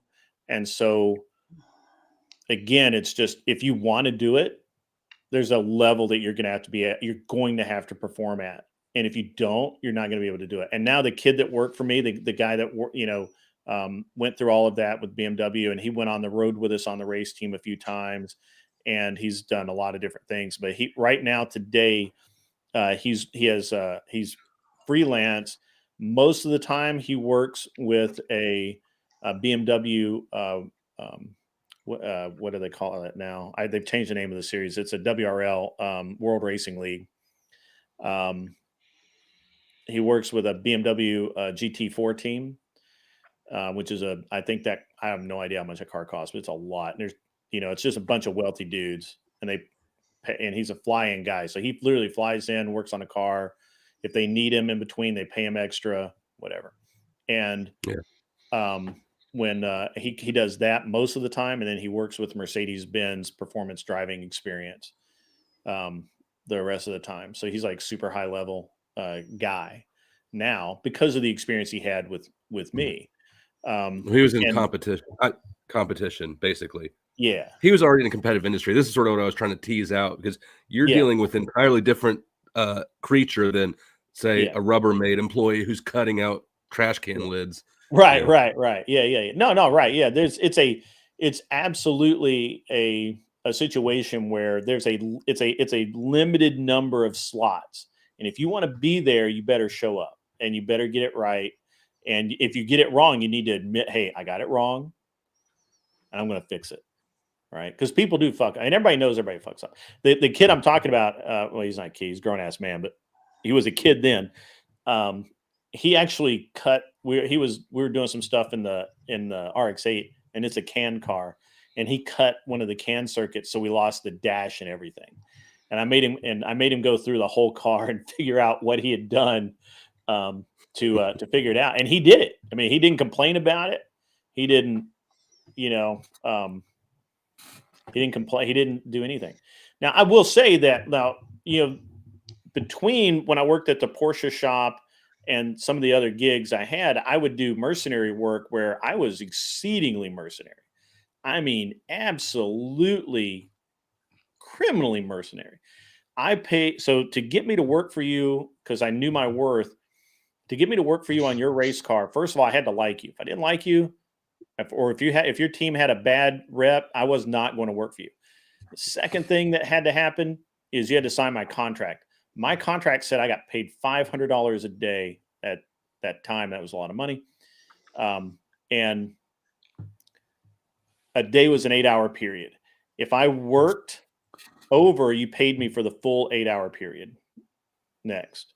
So if I worked from 6 in the morning till 6 the next morning, which happened a lot, that's 3 days. You had to pay me. And you paid for my airplane ticket there and the airplane ticket home before I walked out of my front door, and I didn't pay for anything, not a stick of gum, not gas in my tank, not a Coke. I didn't pay for anything out of my pocket until I walked back in my front door. And otherwise, I didn't want to deal with you. I wasn't. Did you ever at any point while you were doing that feel like you hadn't made it yet and still had to keep working hard to try and feel like I still feel like I haven't made it yet. Yeah, I still feel like that. I've had that happen to me before when I was doing extraordinarily complex, like public accounting type work. I was never a CPA, but I worked in a firm, Yeah. And I always felt like I never made it. And I'd do crazy stuff like work 100-hour weeks for weeks at a time to try and compensate for that. And it's kind of crazy how your mind does that stuff. So you sound like that kind of person, though, Drew. Yeah. Yeah. I've not yet begun to live. Can we get Tim Hale up here, please? Tim Hale, please get a link from someone. If we have to, we will post it and then delete it. But Tim Hale, we need you up here, sir. Tim Hale, please report to the stage. Yeah, no, and I was always, because the career choice I made is so evolutionary. Whatever you did last year is not enough for this year, right? Like literally, like it didn't. And who cares about last season? All we care about is what you're doing right now, today, and how much evolution you're going to make right now, today. And that's why my brain is always working on refining, reducing, improving performance. That's just the way, dude. I did it for too long. It's just I think that way about everything. It's because you don't drink. Yeah. Yeah, and that was the thing. I'd never drank. I never smoked. I mean, literally, I used to joke that my only two vices were expensive cars and fast women. And I don't know about the women, but I can tell you that you turn the cars into not a vice, right? Right. Well, right, and I've never lost money on a car. Right. Like I've never. It just that just doesn't happen. But I suffered a lot, bro. I mean, I'm not. I make no bones about the fact that when I tell people it was hard. Like when I was looking, but on the other side of it, I was looking at my friends that graduated, walked out. 6 months later, they're married. They got a kid. 6 months later, they're divorced. Yeah. Well, I think for most of them, it's like 6 years later, they're divorced, or 2 years later, they're divorced. They get halfway through college. Most of the people I started college with barely made it past the second year because they got married, they got kids, had to get a real job, couldn't do college anymore. And so that's just to cope. You can do college and work at the same time. That's a bunch of bullshit. I don't know that I think college is a good ROI for 80% of people anymore. I think that's true. I think you're right. I think for most people it's just not. It's a cultural scam, I think. Well, it depends. It depends. It's like kind of like what Grid was talking about with the barriers to entry to racing. If you get a degree in a field that there are barriers to entry to, and you actually utilize it properly, then it's useful, like an engineering or a lawyer or a doctor. But yeah, not for 80% of the degrees of bullshit. Regulatory ones, I think it is. But if you think you're going to get a business administration degree and then get out and be ready for the workforce, you're going to be surprised at how many other motherfuckers are out here with no experience, too much debt, and a piece of paper that I could have sold them for $100. Well, even if you get like a degree that you can actually use, it don't mean you know shit. They don't teach crap in college. You learn the stuff on the job, and if you can't hack it and you don't get in there, and grind, then you ain't worth a damn to your employer, and they'll kick your ass to the curb. Yeah, no, that's true. I think that it's and I say this all the time that if you want to be, look, if you want to believe in the idea that you're going to go to college, you're going to get out of college, and you're going to have this great life, be prepared to work your fucking balls off. Be at the sharp end of the stick. You cannot be in the middle. You can never fail a class. You have to know how to network. You have to put like real effort into it. And that's what my wife did. So my wife is totally different. Of course, she's a girl, and girls have some innate advantages over men in some aspects. But my wife went to school. She never had a job the whole time she was in school. All she did was go to school. We got married. She got her first master's in finance. Right out of the gate, she goes to work for in a public accounting firm. She does auditing. She doesn't like it, so she actually interviews for a position with another company and they end up creating a position for her to be in because she interviewed so well. And Doing what? Corporate strategy, buying companies. How did auditing prepare her? Because she had a master's in finance, and what she really wanted to do at that point was to broker deals for companies to buy businesses. Yeah, if you're an auditor, Flow State, it's your job to go in and basically look at what the innards of the company are and see whether or not it works right. And you have to basically assess whether or not it's going to be a going concern and all kinds of crazy stuff. Yeah, auditors are really good career track. Well, you learn the mechanics well. I guess I did financial underwriting for a decade. But I don't know. The personality type that's an auditor is not the same one that's expansive, right? It's a retractive versus an expansive worldview. Yeah, exactly. So what she did is, she took the job that she could get, right?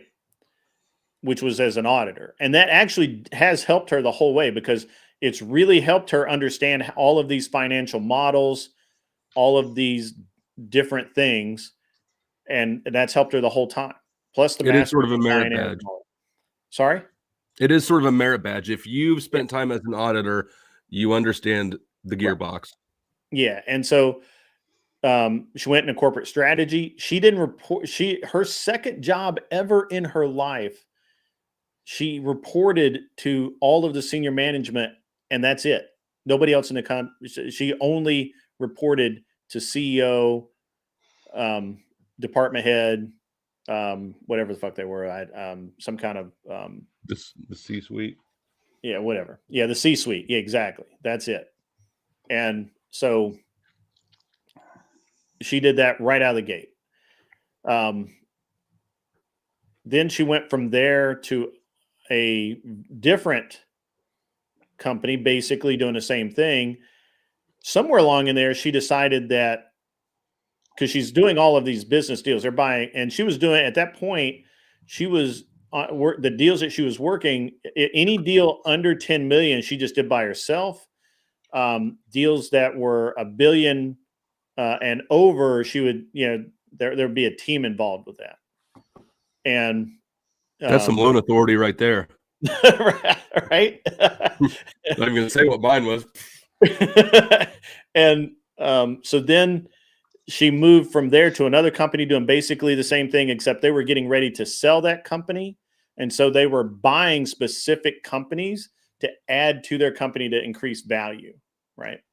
And usually it was all about some technology they had or some licensing or something like that. It wasn't the company, they didn't care about the company themselves or itself, but it was what it added to their vertical integration. Yeah, vertical integration. Yeah. And so she saw that coming to an end because eventually they were going to sell the company and more than likely their entire corporate strategy team would be eliminated. So then she decided that, and she was sitting across the table from these bankers who were making double what she was making, right? So, or triple in a lot of cases. So we talked about it. She's like, hey, I'd like to go back to school and get my MBA to go with my master's in finance. And I was okay, we can do that. And so I spent about $250,000 on doing that for her to get an MBA. And I got to tell you that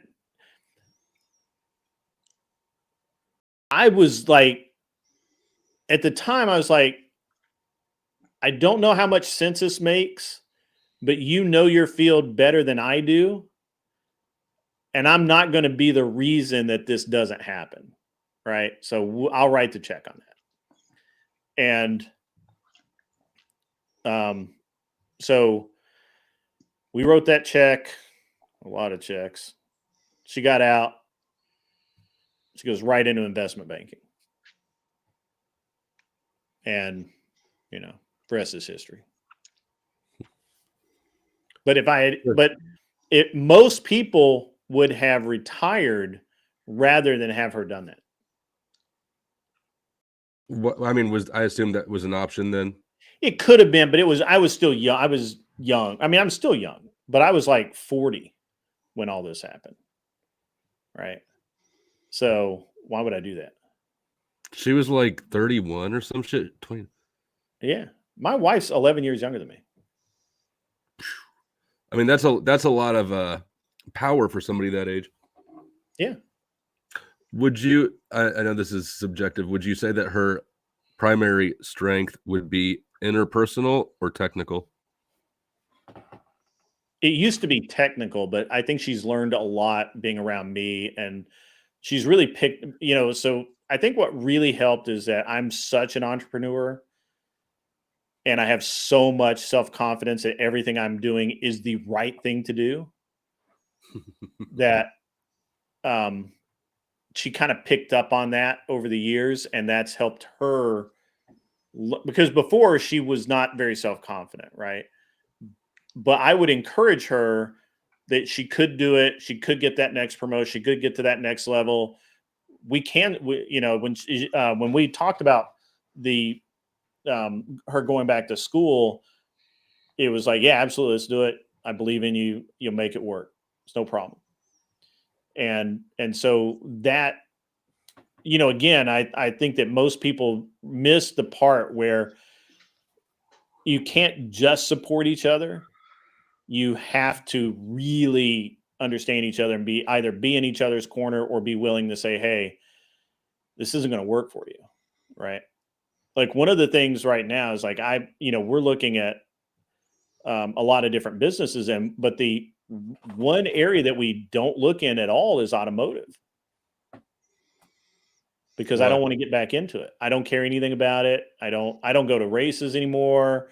I work on my cars and I tool around with my stuff, but I did it for so long. I know that if I get back into it at all, it could really, really be like over the top. It's Tim Hale. Oh, now that's a real criminal, Flow State, right there. That man did 3 years. You can have it. 3 it's years. A bad retirement plan. 3 years in a Fed pen. You get one of them pardons? Not yet. We'll see what happens, but I wouldn't bet against it. I don't know. We'll see. Yeah. Oh, 3 years. What's up? How you doing? Let's go, guys. How you guys doing? We're good, man. I'm just prattling on. Flow State's interviewing me, I think. I don't know. I think it might be. No, yeah, I'm squeezing old guy entrepreneur wisdom out of him. Well, I'm happy to crash an interview. That's probably not appropriate. I think I'm hired. I don't know. Well, good job. Proud of you. Yeah, thank you, man. Thank you. I'll just it's a new look, man. It's a new look. Here eating ice cream awkwardly while you prattle. Oh, that's all right. I'll just. It's cool. He got the job. He just needs to send me a check for $300 for his first set of knives that he'll be selling door to door, and then. Wow. American or Canadian? It's Australian. Australian dollars. That's good. They're doing better. No, they're not. They're not doing that good. Yeah. Well, shit. How have you been, Tim? I haven't seen you in a while. I've been great, actually. I'm sure you saw the comment. It's just we got confirmation. Oh, there were actually feds at the Capitol. Shocking to anybody who at least 20, right? At least 20. Well, they said 26, and that's a low ball. I know this for a fact. Mm-hmm. Well, so here's what they said. They said that there were 26 confidential human sources or CHSs, but only like 3 of them were told to be there. So like the other like 26 just happened to be there by chance. It's going to be so bad. It's going to be so bad in the future. Yeah, I mean, when he gets control of the DOD, the DHS, the DOJ, and FBI, if they get like the full proper lists of everybody that was there, I'm pretty confident it's going to be a lot more than 26. Especially when you think of like that, the Fed napping plot out of Michigan with Governor Whitmer. It was like half of those dudes were rats and feds. Right. And so, what people don't realize is like the lead guy for the FBI, out of Michigan. He got promoted out of the Michigan field office to DC right before J6 because of that. So I'm willing to bet it's probably going to be a substantial number. Now I don't know if it'll be like 1 per 10,000 or something like that, but there's going to be a lot of rats that were there. I guarantee it. Oh yeah. I was a Kansas City Proud Boy at the time, and I didn't go to January 6th, but we did have a Fed inside of the chapter. Oh yeah, that was you. Okay, I didn't recognize you. We talked before. Yeah, the Kansas City Proud Boys. They had James Knowles, and who was that? There was a second guy that Christopher Cuny was with. Cuny and I guess Cressman. They had it was literally the last time you were on the panel. Yeah. I didn't recognize the face. My apologies. I can't remember who I talked to either. But yeah, no, for sure. And James, he transported more people to that event than anybody. And he was talking to him the whole time. Yeah. And what's funny is like he was involved in breaches. Like there was an area I wandered into because he opened the door and let people in. So it's just like, and he was never prosecuted. And so it's like if you read the IG report, you're like, oh well, there are a couple guys who might have gone in the building, but no, yeah, they said that no FBI agents were there. It was just a few CHSs, and it's just like they downplay everything. But I've identified FBI agents in the crowd. I actually followed one, and I don't mean this like stalking wise, but I found where they're from here in New Jersey.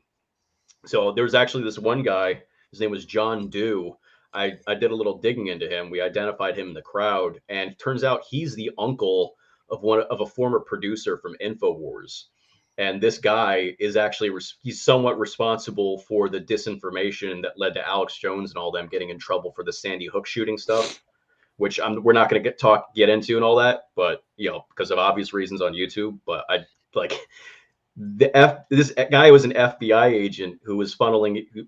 Anyway, there were definitely feds there. There were FBI agents in the crowd. We have their names, so the IG report is less than reliable. But at the very minimum, they definitely yielded ground when it comes to how many assets were there in the crowd. It's going to be a lot more though, guarantee. Yeah. Well, I'm just glad that you're going to get your pardon. Are they going to? How are they going to? What do they do about the 3 years of your life, bro? What happens with that? Yeah. So the thing about that is I can't get that back. So, but I don't know. We might get restitution to some degree. I'm not sure. That's what I was kind of asking about. I was like, I keep hearing the word restitution a lot, and I think that you guys, you probably deserve a little restitution. I would agree. Because a lot of people lost their businesses, they lost their homes and all that stuff. Yeah. And it's just like, and this is on top of the smears, the media hit pieces, and pretty much, I guarantee you, like every one of us is on a watch list. Like there's, and then the losing years of your life, and then yeah, actually, so I had a buddy of mine. I think I told you. He was there, right? And yeah, he was there. Video. Actually, he answered me because I was talking to I was talking about you. I actually mentioned you the other day. I did not by name or anything. I just said, hey, there's a guy on my show that spent 3 years in federal prison because he wandered around the building once inside, and that your story is wild. And Matt replies back, there was no rhyme or reason to how they handled these cases. I did the same. Not a day in jail, a couple of hours during booking, lots of false info, and at trial conviction, SCOTUS threw a wrench in the gears on that. My convictions were vacated, new trial supposedly sometime in March. Okay. Yeah, that's the SCOTUS thing. So he must have had the same charge I had, the 1512, the obstruction charge, which was so here's some bullshit about that. That charge, so you had this statute that goes back to the 80s about tampering with witnesses, And after the Enron scandal, they updated it with a sub-statute called obstruction of an official proceeding. It had to do with tampering with documents. So you could see how there's like a small nexus between tampering with a witness and tampering with documents. It had to do with Arthur interfering. Anderson. It was What's Arthur that? Anderson shredding documents is why they added that. Yeah. So, and it had to do with obstructing and investigations and stuff like that. So you could see the nexus between those two things, but it never applied to it never applied to riots or even the certification vote. It was totally beyond the pale. It was a very novel interpretation. But anyway, I was in jail with a couple dudes who were rats, and it turned out one of them said that his co-defendant was he was caught in a drug conspiracy in 2020, and that's why he was really at the Capitol. Well, that's the first guy who had that obstruction charge upheld in federal court. So all of us who were charged with 1512, we were charged with this fake crime because it was first upheld in court for snitches. So that just shows you how like long term they've been planning this stuff. So yeah, I mean, I'm glad he didn't have to get tried for that. It's a bogus charge. Otherwise, I would only have misdemeanors. I mean, it's just a way to give people felonies for doing nothing. Yeah, it's a heck of a thing, man. It's a heck of a thing. Yeah. So what are you doing these days, man? I think I asked you before, but I don't actually remember the answer, so I apologize. I'm really bad that way, you know. No, that's fine. No, I mean, I've been doing a lot of this. I've been doing interviews, doing a little writing here and there. You know, I have my stuff on Twitter or X or whatever, where I call out feds. I call out people who entrap us. Like a lot of them actually have public profiles. It's pretty funny. Oh, nice. Yeah, and so I just troll them because I mean that's what I was before J6. I was a satirist and a troll. So it's just like, well, I'm out now. I may as well out these people. So I just troll. It's like, hey, Mr. Influencer with tens of thousands of followers, don't you work for the Defense Intelligence Agency? Oh, and then they block me because they don't like that. But yeah, I just waiting for this inauguration, waiting for the God Emperor to get back into office, and waiting for a return to normalcy. And that's pretty much it. I'm trying to get my friends out of prison. How about yourself? You're muted, right? Grid. You're muted, Grid. Either that or it froze up for a second. Yeah, I can't hear it. Only Rosie O'Donnell. Yeah.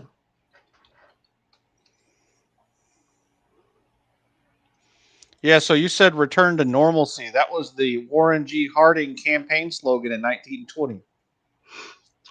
Yeah, it was. You know, and it's kind of I guess, a good parallel because, you know, Harding and Coolidge, they came into office after Woodrow Wilson. And, you know, in hindsight, there are some things about Woodrow Wilson that are admirable, but he was a pretty terrible president. He basically introduced this age of globalism to the United States.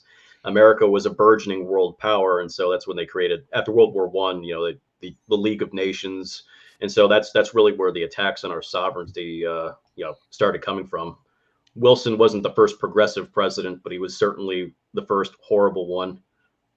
Theodore Roosevelt was a progressive, but you know, he was still also a nationalist, and you know, I don't know. I think a return to normalcy. It's always a great phrase because at the time of Harding, people, they didn't want World War I. They still got it, even though Wilson campaigned, you know, against the war. He kept us out of war, and yet they still got it. You know, it was just a time of, I'm going to say, too much. There was too much social innovation by the federal government, and people just rejected Wilsonianism. And so then, yeah, Harding and Coolidge, they, you know, like I'm not like a hardcore libertarian or whatever, but when you look at that old school conservative, I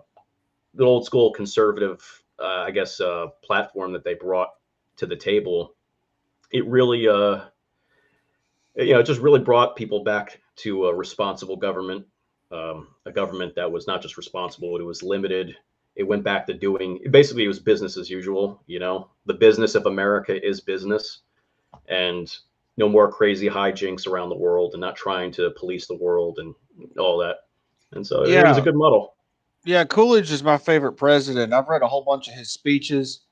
and followed his history a lot. He was interesting because he didn't say a whole lot, and when he Silent did, Silent yeah, Cal, yeah. Silent Cal, yeah, and when he did say stuff, he'd say stuff about how we just needed to leave people alone because there isn't much we can do to help them because they're in the position they've been in for a long time, and all we're going to do is screw everything up. So it was You super know, awesome. And yeah, if the Republican Party wants to go back and find some old right Republicans to look up to, I mean, Calvin Coolidge is probably the best one, in my opinion. He was the best president of the 20th century, from my perspective. I would if have, you ever, oh, go go ahead. ahead. I was going to say, if you ever really want to talk to a really interesting libertarian, we can get Scott back on, and he is an ANCAP, a narco capitalist. I too was in my 20s at one point. No, he's a grown up. He's a real grown up guy. And actually, I think he lives near you. I'm not going to go into where, but he's probably just probably an hour, 2 hours something from you. So you guys could even like have a debate in person. But he's an ANCAP. But he's actually really based. I've been doing these debates on Prime K's or whatever his name is. Some of them are weird, like last week's was dumb, but a couple of them are really good. And the ANCAP guy, he's pretty based in reality, even though he's his ideal of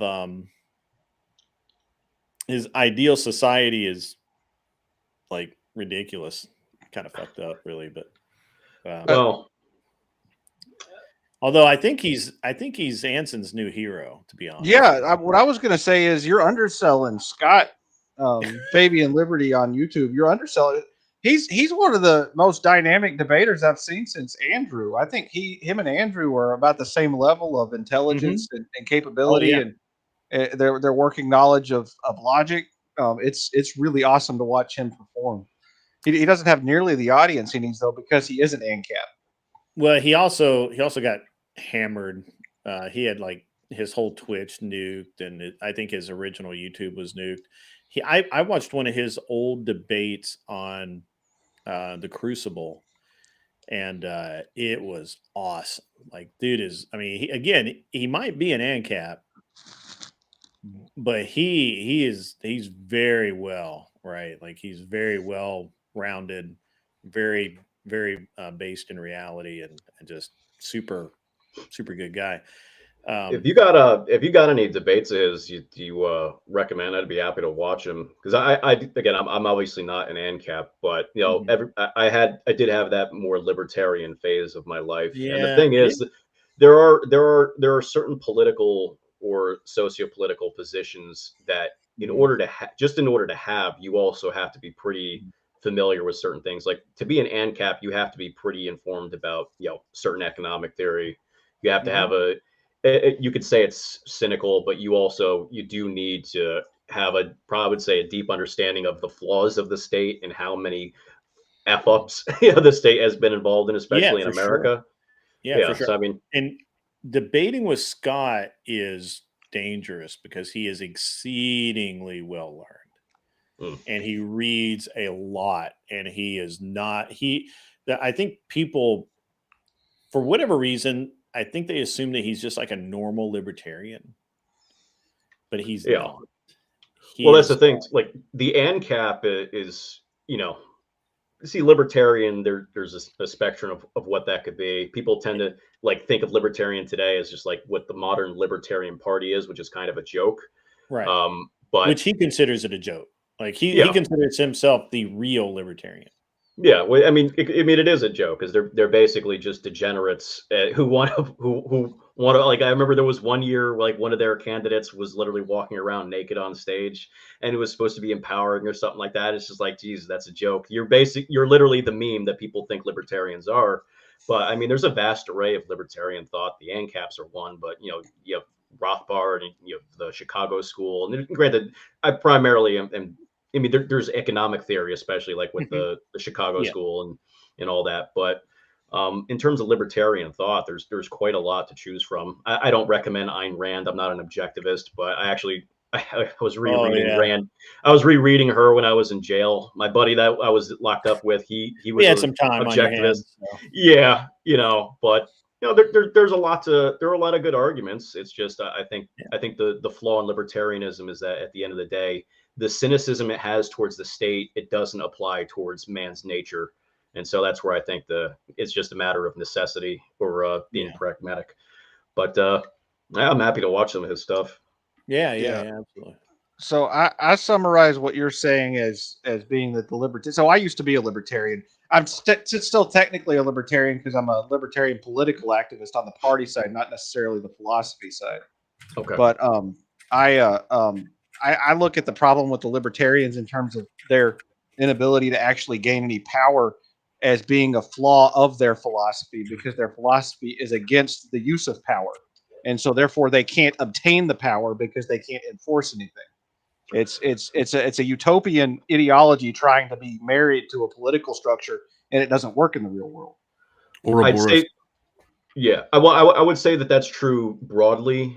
But the thing is, like, there are more reasonable libertarian. Obviously, there's minarchism, strict constitutionalism, what have you. But the problem is, like, if you want that small state, then you're still going to have a state. And so you have to be pragmatic, and you have to be able to, I'd say it's like 50% the problem of the libertarians. The other 50% is just the structure of the state apparatus. You need to work with the state, and you need to work with the apparatus. You need to work with the system that you have in order to change it. That's just the unfortunate reality. As messed up as our system is, you have the two-party system, and it really squeezes libertarians out. So you got to find a way to work with the system in order to co-opt it. The problem is, like, the three parties. I mean, if I was in charge of the Libertarian Party apparatus, and thank God I'm not, but if I was, I would try to do something similar to what Trump just did, where he brought in Tulsi Gabbard and Elon and all these people who technically are not really part of his traditional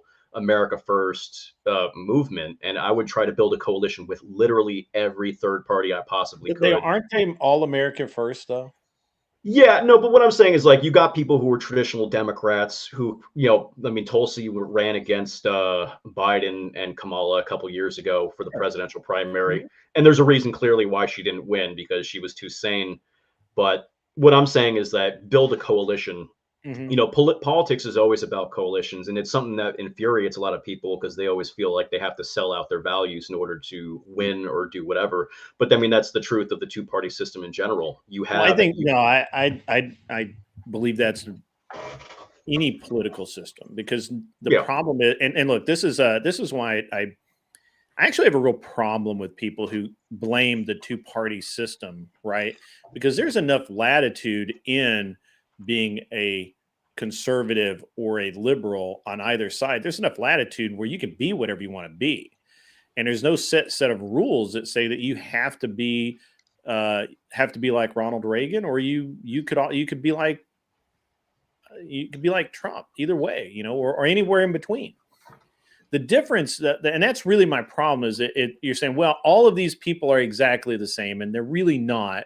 And as a country, we used to, for the most part, vote on the person and their platform, right? And now it's a popularity contest. It's that easy. Like it's not even and really it just comes down to left or right. That's it. There's no we've distilled it down to where nuance is lost. Or pardon me, important nuance is lost, and people are picking apart things because they want it to be a monolith. They want it to be a single issue. They say, well, I'm not a single issue voter, but they'll immediately come back to an issue or maybe two or three. But at any rate, I really have a problem with that. I just think that there's only two sides, right? You are either conservative and you believe in small government, you believe in all of this other stuff, or you're a leftist and you believe the state needs to run your life. Now there can be there's obviously a range in there, but you really only have two choices. You could probably an argument could be made for the third third choice of frolicking in the forest. But those guys don't vote, so who cares? I'm a frolicker. Right. But both choices you just gave are big government. They're just in different areas. Right. Well, you know, that's a good point, because, you know, it's interesting. Like, people have different perspectives on it. Like, again, like, I don't even believe in the left-right paradigm. And honestly, like, growing up, like, over the years, I'm sure everybody here's probably played that stupid political compass thing where you answer a few questions, it plots you on the compass. But I don't even believe in that either. But, you know, from a libertarian perspective, you might have, you know, you believe instead of being left or right, it's more authoritarian versus individualist or libertarian. Yeah, that's how I view it. Yeah. But then I was chaotic neutral. Everything was peaceful until the Fire Nation attacked. You know, I don't believe in these constructs because I think they're just an extension of the French Revolution. I do believe that, you know, you can use I think the left right paradigm can be useful, but I think that in general, like, if you were to take the left right paradigm and apply it to anything before the French Revolution, or outside of even American or Western politics, it wouldn't really make sense. Like, how would you apply left and right to, say, the election between John Adams and Jefferson? It really wouldn't make sense. So I think that a lot of this requires presuppositions of how we view the world and how we view the structure of the state, or the purpose of the state. Like, if you view the state as inevitable, then the authoritarian libertarian axis might not be that relevant. But then, that was me. You know, it just really depends on how you look at the nature of politics. I don't know. I think that left right politics can be a trap, but at the same time, it's useful. But, you know, I think that it's true that, I mean, obviously we're stuck with the two parties right now, but the truth is that in a lot of countries you have multiple parties, and they still have to compromise, because if you look at a lot of European parliaments, they end up having coalitions. So the winning party, the party maybe doesn't get a majority, but it has a plurality. They have to form a coalition with like two other parties just so that they can govern. The problem is nobody wants to compromise on anything, and nobody ever wants to, like, work for the sake of working. You know, you gotta get stuff done. If you're not willing to get stuff Yeah, I done, mean, it's like, what are you doing? yeah, no, I can go along with that. Let me shift gears from that to the debate that I had last night with Speakeasy, that I won, by the way. Good job. Is he black? Was that the topic? So, and this is actually a really good question for two of the people on this panel. Easy was saying that his position is that there should be more or less professional jurors, that the idea of having a jury of your peers and going through all the trouble of jury selection and all of the other things that go into having the jury as it stands now, that's a problem and results in occasionally things like, and the example he liked to use was, what's his name? The white Bronco guy. No. OJ. The glove. OJ. OJ. So OJ Simpson, you know, his position is if a group of professional jurors that understood the law and nuance and understood all of the things were there instead of a jury of people who didn't understand the law, who just wanted to leave and whatever, then OJ would not have gotten away with it, that he would have been convicted. And for example, you know, and so that's a miscarriage of justice in his mind, that could have been prevented by professional jurors. My position is that there's a reason why in this country lawyers and judges are not allowed to serve on juries as officers of the court, because they have I think our founders and people coming through history have understood that being involved with the law as an officer of the court, you develop prejudices and you just see things in a specific way. No matter how many times it's explained to you, no matter what the evidence is, you're going to perceive things in a very specific way. And I just think professional jurors are a bad idea all the way around, because I need to be judged by a jury of my peers that understand my point of view, that understand where I live and where I come from as much as possible, rather than professional jurors who get paid to be there, regardless. And of course, his position was very much so that people hate jury duty. They avoid it at all costs. They don't really understand the law and all of these other things. And so the bedrock of my position was, if you can't trust people to sit on a jury, listen to the evidence, and come to a decision, how can you expect them to vote? Why would you allow those same people to vote? If you're saying that they have to be experts of the law to be on a jury, then anyone that votes needs to be an expert on international politics, finance, and economics, all forms of diplomacy, statesmanship, and all of these other things. Because otherwise, how can you possibly vote on a president? And I ended up winning the argument. There was a lot more to it, but I would Knowles laughs because he was eliminated right as I came up. I disagreed with him being eliminated, by the way, but at any rate, I'm curious your guys' opinion. I'd like to hear the input. Well, I think that we can all go for a minute. How are we going to order this out?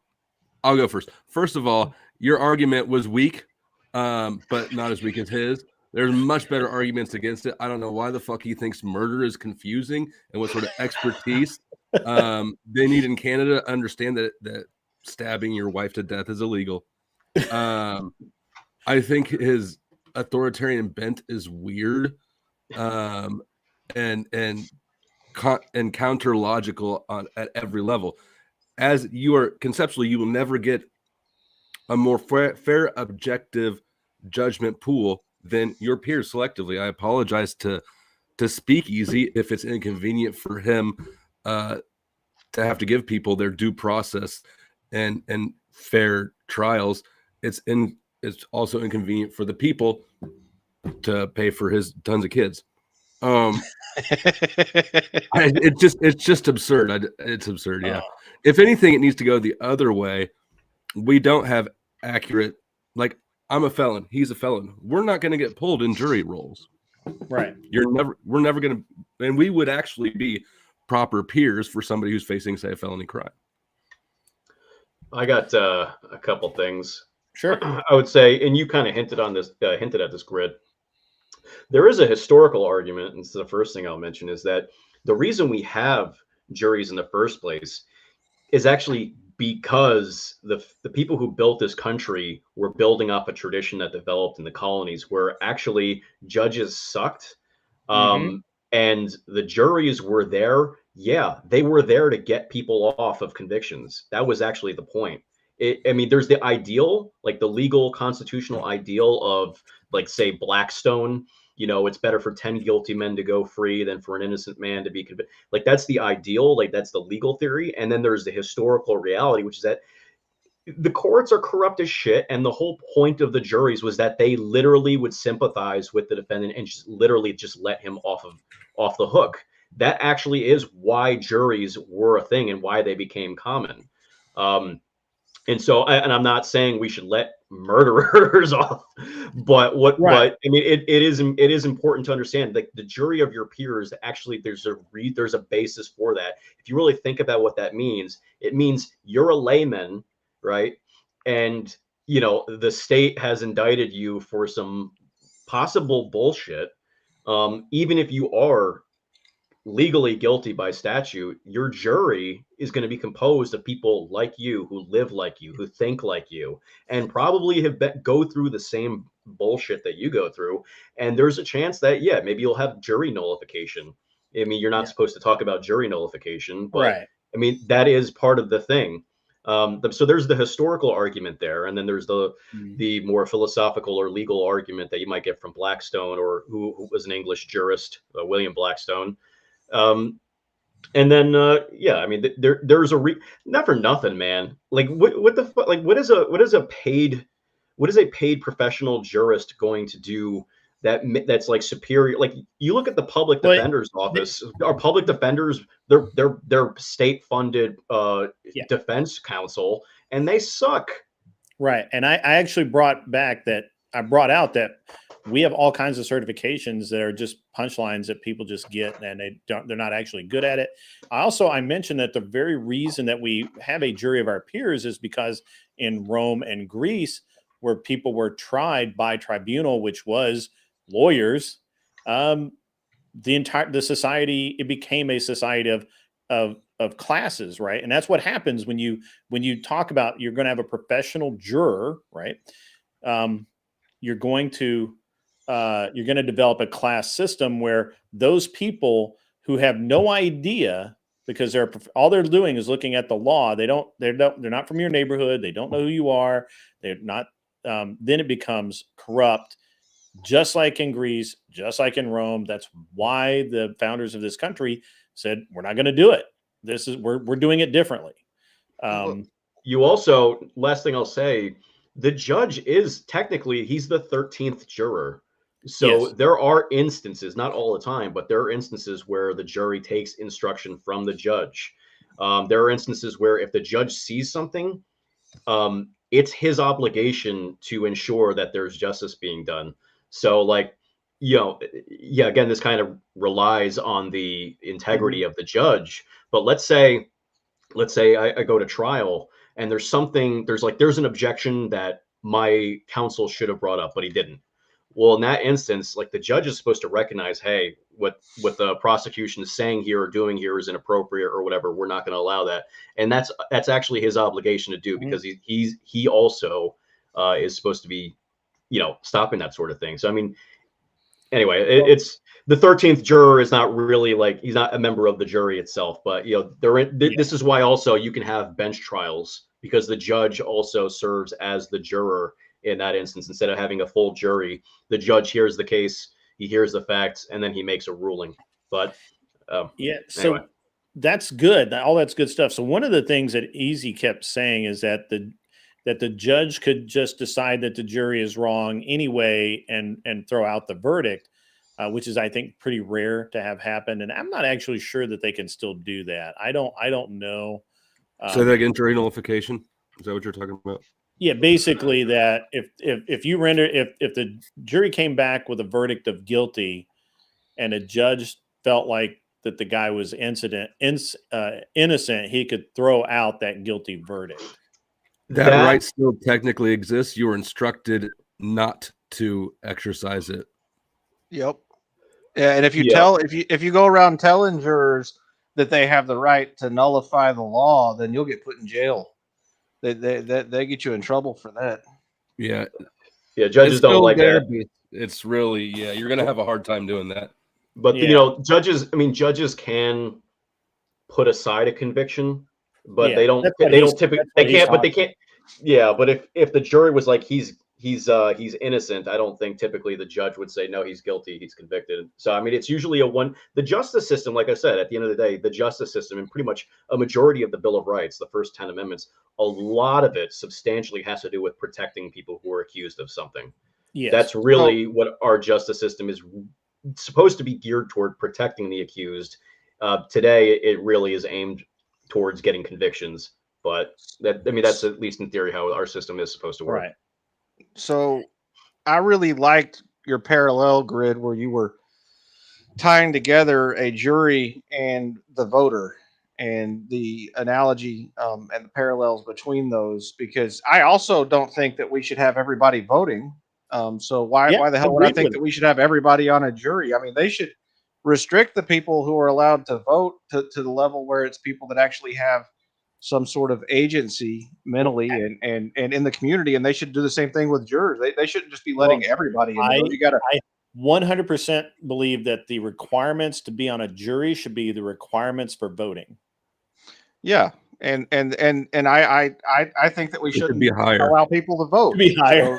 I think that when you're, I mean, as the minimum, right? when you're voting, like even if you believe that voting does something, which I'm black-pilled enough, I don't.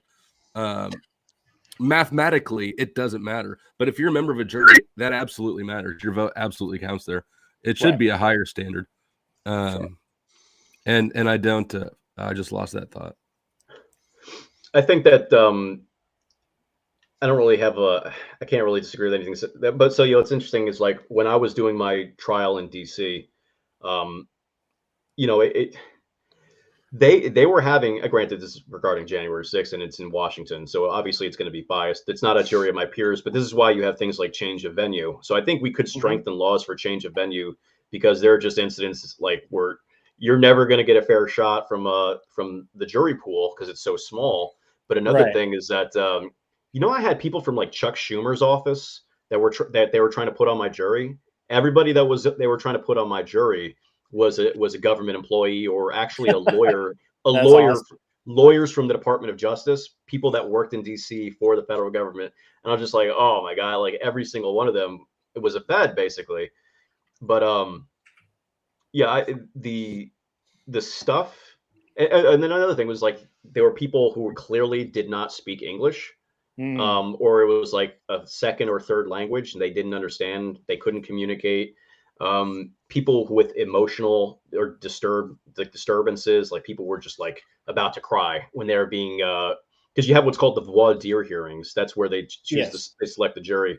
And during these hearings, like they ask probing questions like, hey, can you be fair and impartial? And they'd be like, no. And they'd be like, oh, well, what if we asked you to be? And they'd be like, oh, fine, I guess, maybe.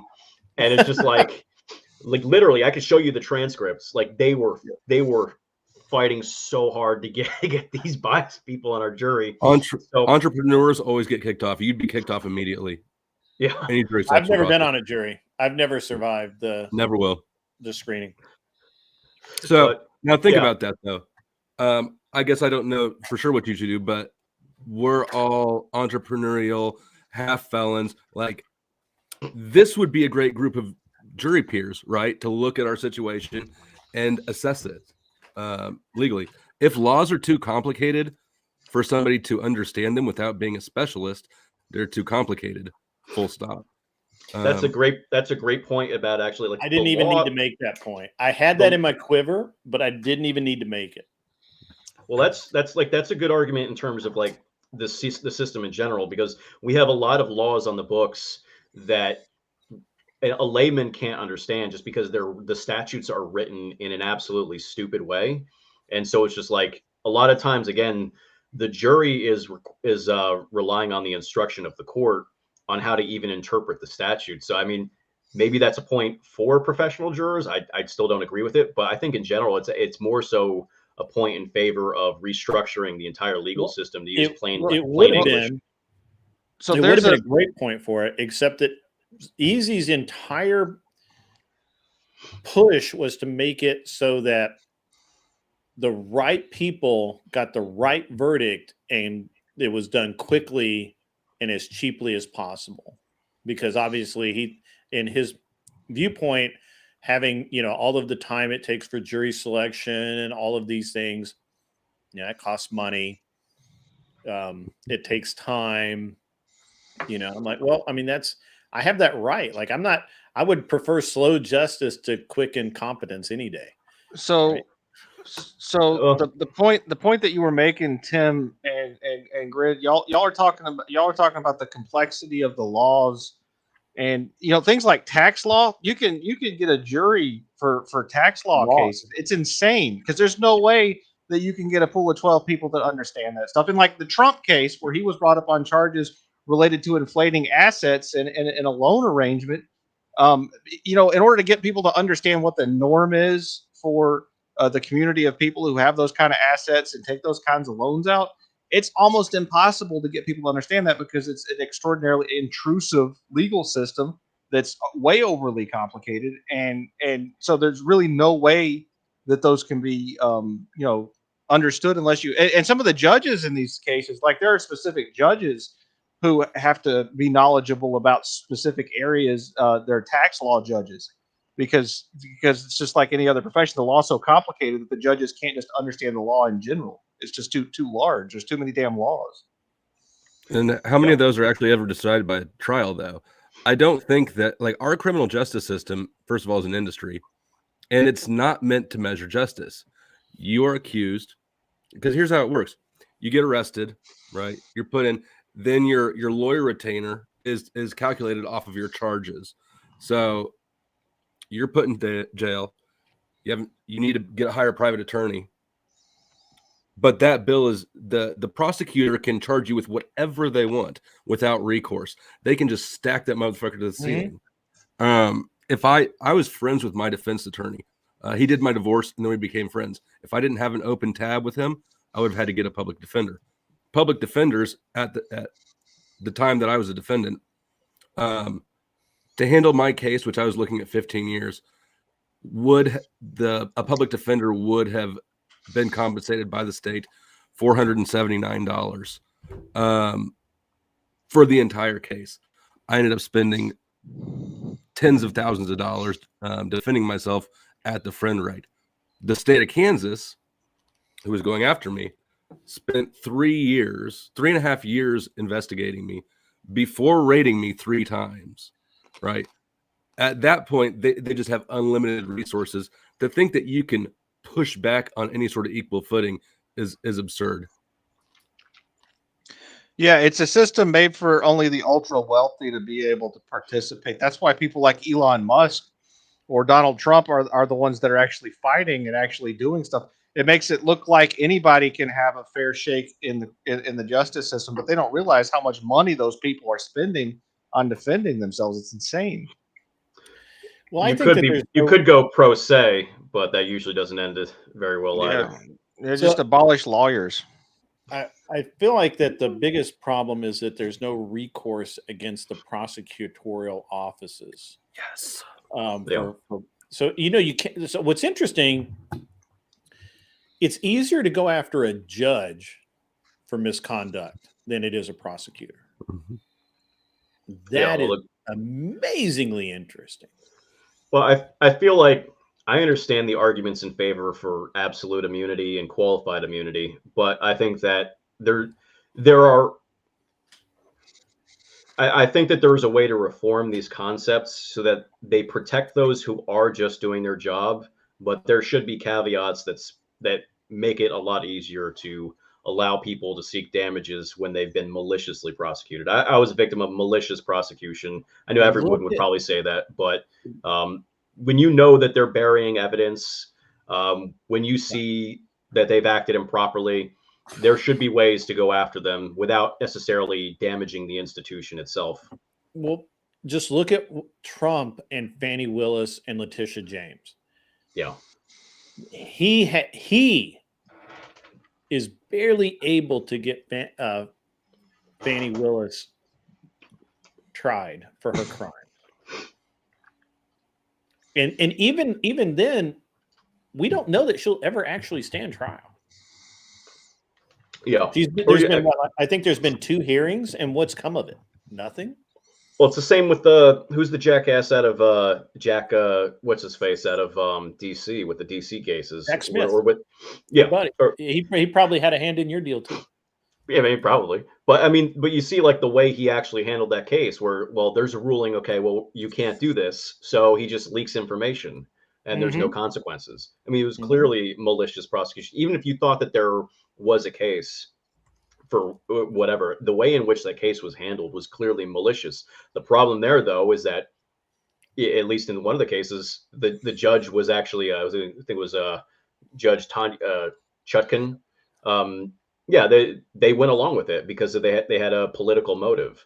So unfortunately, like, I think going forward, especially because there were a lot of firsts that came out of this election cycle, they should probably put in or try to come up with ways going forward that shield partisanship from judges, because judges are still people and they're going to have political biases and motives. Oh, absolutely. So there should be some new reform, judicial reform, that shields against it. It's just a matter of thinking about how to do it. You just need to understand the incentive structure.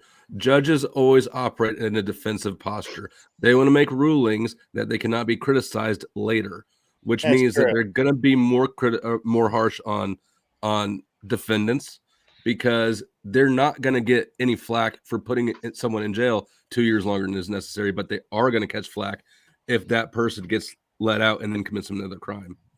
Prosecutors are always going to go for the win, no matter what. That means they are going to stack charges in their favors. They do it every damn time. They're also going to work with corrupt cops. Cops are, it's you just have to look at the incentive structure of each position. I agree with Grid. I think that prosecutors are the most fucked up of all of them. They have no recourse nor oversight. Yeah. There's also one thing I've learned with the J6 stuff is that even if prosecutors were inclined to work with the defense in terms of providing relief for something or not going so hard or whatever, I think, especially with our system, maybe it's not as much so at the local level where you have a DA, a district attorney or something like that. I'm not sure, but definitely with the federal system, all these AUSAs, these assistant U.S. attorneys, they have a chain of command. And so a lot of the idiots at the bottom take their marching orders from the top. And so there will be instances where they pick and choose how to prosecute people because of what they're being told to do from the top. And so there's this, again, it's just this fucked up hierarchy. And I think that's another reason I would abolish the Department of Justice, honestly. If you, I would, I mean, that's the ideal for me. There was a time when this country was founded, the executive branch consisted of George Washington and John Adams, and that was it. It was the president and vice president. Later, they created, the Department of War, the Department of Treasury, Department of State, and then you had the Attorney General's office. There wasn't even a Department of Justice. It was just the Attorney General. So I think we should go back to, if we can't streamline the DOJ, I would just abolish it. It's too much trouble. Well, I just think there has to be a clear path to prosecutorial misconduct. It's too hard to hold a prosecutor accountable for anything. I think the symbiotic corruption loop between law enforcement agency and the prosecutor's office needs to be severed somehow, because you have a paradigm where cops are obligating a prosecutor to convict on charges that they determine what the objective for the prosecutor is, and then the prosecutor is supposed to knock down these goals. But maybe the prosecutor got set up with a bad case by a lazy cop or a rookie cop, right? And so it creates a paradigm in which they both sort of lean on each other and cover each other's bullshit mistakes. Yeah. Well, a lot of the problem is wrap up that in states like Kansas, for instance, proceeds of forfeiture are split 50-50 between the charging agency and the prosecutor's office. So civil forfeiture is a fucking joke. Yeah. So a lot of the problem with the prosecutors is that we have federal courts and federal prosecutors when the states should be the one handling the administration of almost all the laws. The only thing the federal government should really manage is treason, and that's about it. And everything else should be left to the states. That's the way it was set up initially, kind of like what Tim was talking about. Abolishing the Department of Justice sounds kind of radical, but we have justice departments in all of the states. Why the hell do we need another one? It's ridiculous. Oh, well, because there was a time where most shit was either a crime or it wasn't. And if it was a crime, it was a crime where it happened. But now we've found ways to turn everything into a federal issue, because it's I don't know, man. I understand as an industry. The entire purpose of law is it's an industry center. And so now it's too I disagree with that. And I especially think federal law enforcement is an industry. Go to a small town sometime. Go to a small town with too many cops and not enough crime and see how that works out. It's that way across the country. Yeah, but civil forfeiture has DEA agents hanging out in airports, hijacking people's cash when they travel. Correct.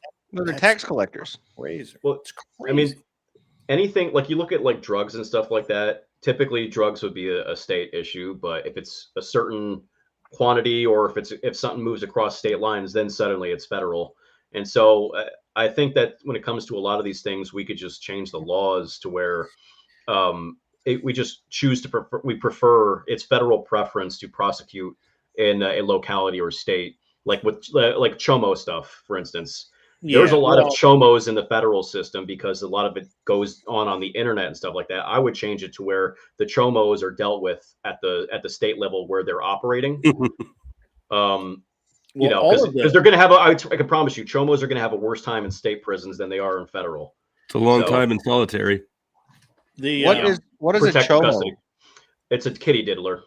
Oh, so the interesting thing is that the reason that we have those laws is because of the people committing crimes and driving across state lines where they felt, you know, where there was no reciprocity. But now we have instant communication between agencies.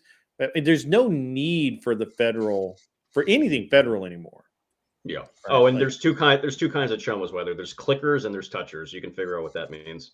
Clickers. When I first heard clicker in prison, I'm like, what the fuck is that? Yeah, I'm still not. I apparently am not degenerate enough to get that. So I'm just gonna. All right.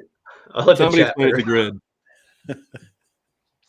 So did you get the Wes Watson treatment in prison, Tim? Oh, you mean the prison wallet? Badass. Did you have your papers in your prison wallet? Yeah, no. I got my papers through the mail like a normal person. You know, what's funny is like, you know, like certain people like get famous on the internet, and you gotta wonder, like, is this person just like a Operation Mockingbird type asset or something like that? But I mean, I don't think he's that relevant. But you know what's interesting? When I never heard of him until I saw that debate with him with Andrew on the Fresh and Fit stage there or whatever. I'd never heard of him, but like his story is like kind of ridiculous because in prison you get in major shit if you get caught with a cell phone. But supposedly he started his influencer career in prison, taking selfies every day and putting them on Instagram or something like that. I'm like, that's a huge gamble. That's a huge gamble, and that was just like that's kind of a red flag. I don't know if I believe anything that sounds he says. Like bullshit to me. Yeah, like that. I mean, you don't do. If you get caught with a phone, you get. Yeah, like. Yeah. I mean, phones are expensive as hell in prison, but like if someone like got you the phone or something like that, you could get them and fucked up, and like that could fuck up an entire facility. You're not going to become popular if you get caught, like because that brings heat. So, right. I could see you creating content and then keeping it stashed somewhere for when you get out and you can release it. But his whole narrative of treating prison like it's some elite badass training camp for tough guys is absurd. You meet some of the loserest, most deadbeat, wimpy ass, like just all kind of scum there. Yeah, it's not like a movie, you know. Like what I mean, granted, I went to a low security prison, so I want to like put that out there. I'm not fucking Rambo. I wasn't in there fighting like in a maximum or something like that. But you know, it's like, Did you get long riding utensils? What's that? How long riding? Yeah. The pens. No, we were able to get regular pens from the commissary. You know, like it wasn't that big a deal. But it's just like, yeah, man. Like one thing I learned in prison is that morality. Hey, made by Jim Bob is in the house. How about that? Oh, he knows about Wes. Yeah. Oh, yeah. He was there. Shave your tummy. What did you say? Morality is murder? Is that what you said? No. I said all morality is inverted. So like the person who fucked their life up the most is considered the wisest. You know, it's like well, some of those people have had nothing to do but read books for 30 fucking years. There's some well-read people in there. Oh yeah. Yeah. Well, that I'm not really referring to that. I'm more so like there's just like personalities that get built around certain people. But my arms are bare forever now. Jim Bob, if you would like the link, sir, I believe we still have at least one mod in here that can get it to you, and we'll get you up here, buddy. If not, I'm about to end the stream anyway, so you know, you don't have to come up, but if you want to. Yeah, I was watching Jim Bob's stream the other day. He did this really awesome Grand Theft Auto where he made a character that looks like Jordan Peterson and basically did hours-long Jordan Peterson impressions of the character playing awesome. Grand Theft Auto. It was hilarious. You got to go watch that group. You need to understand that if you don't steal the car, you can't take the whore into the back of the alley. And if you don't do that, then you can't redo all your health. And if you don't do that, you can't kill the prostitute afterwards and take the money you paid her. How are you going to get it back? That's pretty good, actually. Bucko? Think about that, Bucko. How many lobsters does it take to drive in Grand Theft Auto? You don't know. That's why you got to take my Pathway to Learning course, where you go through all the different mythologies and then you turn it into Christianity, which actually is heretical, but it doesn't matter because it's mass appeal. Bucko? So I tuned in the other day. I actually rated him with he was doing like this kind of Jesus thing or something like that, or not. Maybe it wasn't Jesus. I forget what it was, but he had like a wig and he had no, it was a hippie. It was a hippie, the hippie Jesus or something. I forget what it was, but it was great. It was awesome. It was the coolest thing. I'm sitting there laughing because his expressions were great. The wig was great. I feel like I knew somebody that looked. Wait, was this Peterson or Jim Bob? Jim Bob. Okay. I was like, I didn't know that was his style. Okay. Tim versus Jim Bob Peterson impression off, I guess. Maybe see which one of you do it better. Tim's was more of a Kermit the Frog. He was getting close. Yeah. Well, I guess it depends. When you ask me, do I believe in God? I guess it really depends on what you mean by God, and it also depends what you mean by believe, and it also depends on what you mean by scrotum. Because if you don't wash your penis, can you even be a man? And so he's got the rhythm down. He's got that. I don't know. I just might not have the voice box. I don't know. I'm trying. Yeah, Peterson's got more of that redneck Canadian accent. Christological. That's what it was. That was so awesome, man. Well, I guess it depends on when we talk about the word Bible, it means books.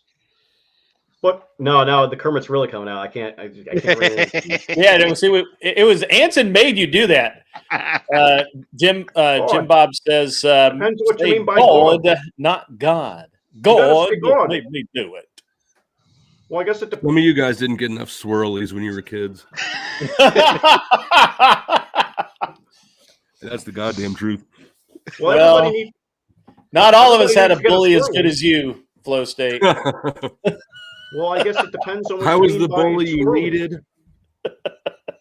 Well, the thing is that when you get a swirly, or if you get a swirly, then you get much like the lobster ancestors. The serotonin levels drastically change, and this is a reflection of the fact that humans have evolved to be in a hierarchy. And so every time you lose a fight and you end up with a swirly, you lose your social standing. What can you say about that? You can't explain that, and so that's where I think God comes into the picture. Pee pee poo poo. I don't know. Moving to Canada for the euthanasia now after that. I think you have to go to Switzerland for that, actually. But I heard it's 5% of all deaths in Canada now are assisted suicide. That's disgusting.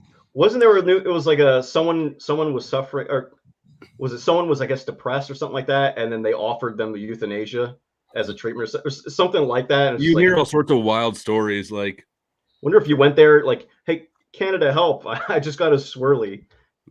Have you tried euthanasia? So that's that. What's her name? You can never remember her name right out of the gate. The chick that lived as a man.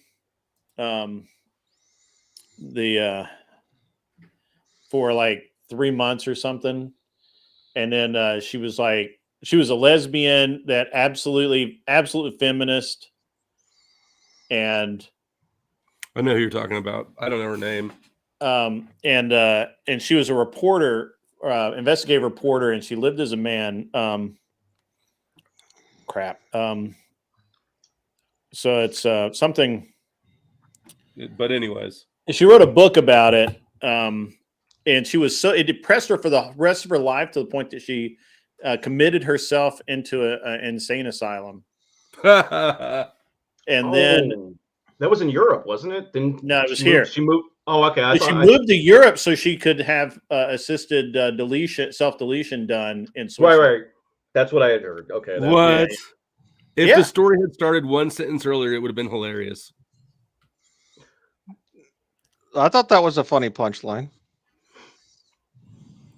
Yeah, we can't please our bully. He was the bully we needed, but the bully we didn't get in junior high. And now you're on your own. And now we are. So nobody changes much after adolescence, anyways. Yep.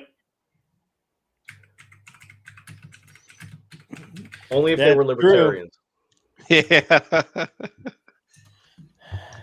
Nora Vincent. Her name was Nora Vincent. And the name of her book was Self-Made Man. So, yeah. Cringy. Kind of cringy. She wrote it in 2006, retells an 18-month experiment in the early 2000s in which she disguised herself as a man. This was compared to previous undercover journalism, such as Black Like Me. Vincent was interviewed by Juju Chong on the ABC News program 2020 and talked about the experience in Hard Talk Extra on the BBC on April 21, 2006, where she described her experiences in male-male and male-female relationships. She joined an all-male bowling club, joined a men's therapy group, went to a strip club, dated women, and used her knowledge as a lapsed Catholic to visit monks in a monastery. Vincent wrote that the only time she's ever been considered excessively feminine was during her stint as a man. Her alter ego, Ned, was assumed to be gay on several occasions. Features which had been perceived as butch when she presented as a woman. Lost my place. Were perceived as oddly effeminate when she presented as a man. Vincent asserted that since the experiment, she had more fully realized the benefits of being female and the disadvantages of being male, stating, "I really like being a woman. I like it more now because I think it's more of a privilege." Vincent also stated that she had gained more sympathy and understanding for men in the male condition. Quote, "Men are suffering. They have different problems than women, but they don't have it better. They need our sympathy. They need our love. They need each other more than anything else. They need to be together." And so then she wrote a book called Voluntary Madness, because she committed herself as a patient to 3 different institutions.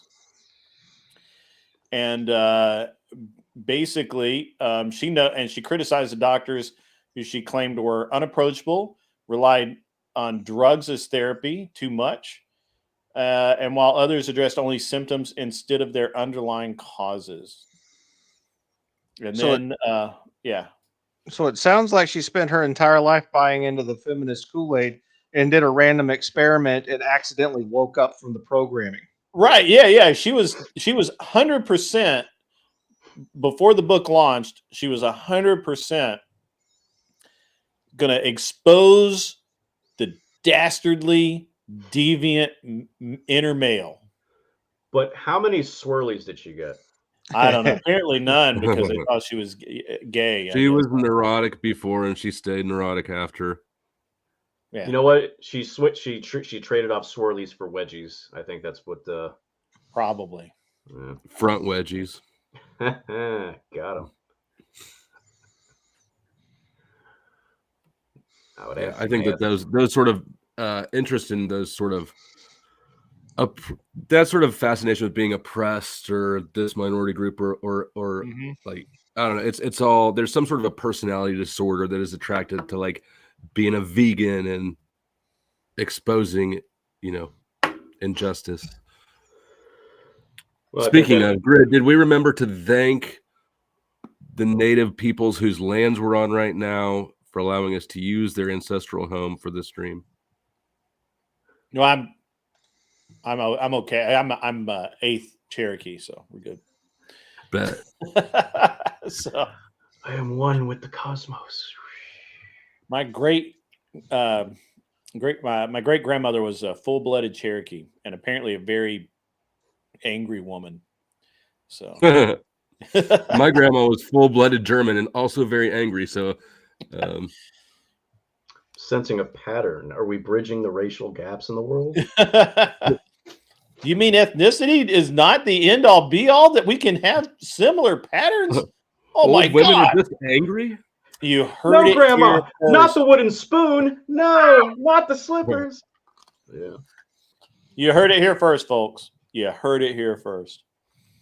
All right, let's do some final thoughts, words, or whatever, and I'm going to send you guys over to Mel Pandora for the weirdness. So don't get too excited, Anson. She's in England. She's far out of range. I can get on a plane. Yeah, that'll be my final thought. I'm gonna go coon me up some Mel Pandora. Thank you, Grid, for sending us over there. I didn't know what her stream was.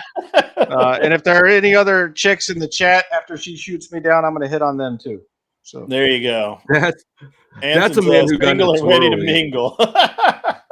That's a man who got his swirlies properly. I have nothing to say after that. I will just hand over this W to Anson and take my bow. Ladies, be aware his van has no windows. So, but it does have some of that great foam board in the door panels. So right, yeah. It's well insulated. It's warm in there. Sound barrier. Very quiet as you ride down the road. All right, Nice. guys. I'm gonna close this out, guys. It's been a great show. Really appreciate everybody coming out tonight, and we will do it again on Monday afternoon. And until then, I will not. You might see me on a panel, but other than that, I'm out. As always, be cool. Wear glasses if you need them, and listen to Andrew Wilson as I tell you to get off my lawn. Yeah, now I just answered your question. Can you tell me what epistemology means? Epistemology is the study of the epistles.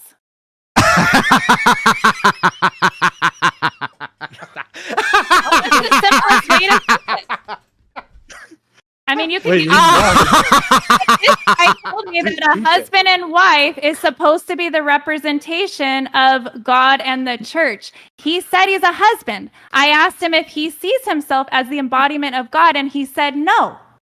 That doesn't make any sense. Wait, what is the epistles? The epistles are the apostles. Are you talking about the apostles?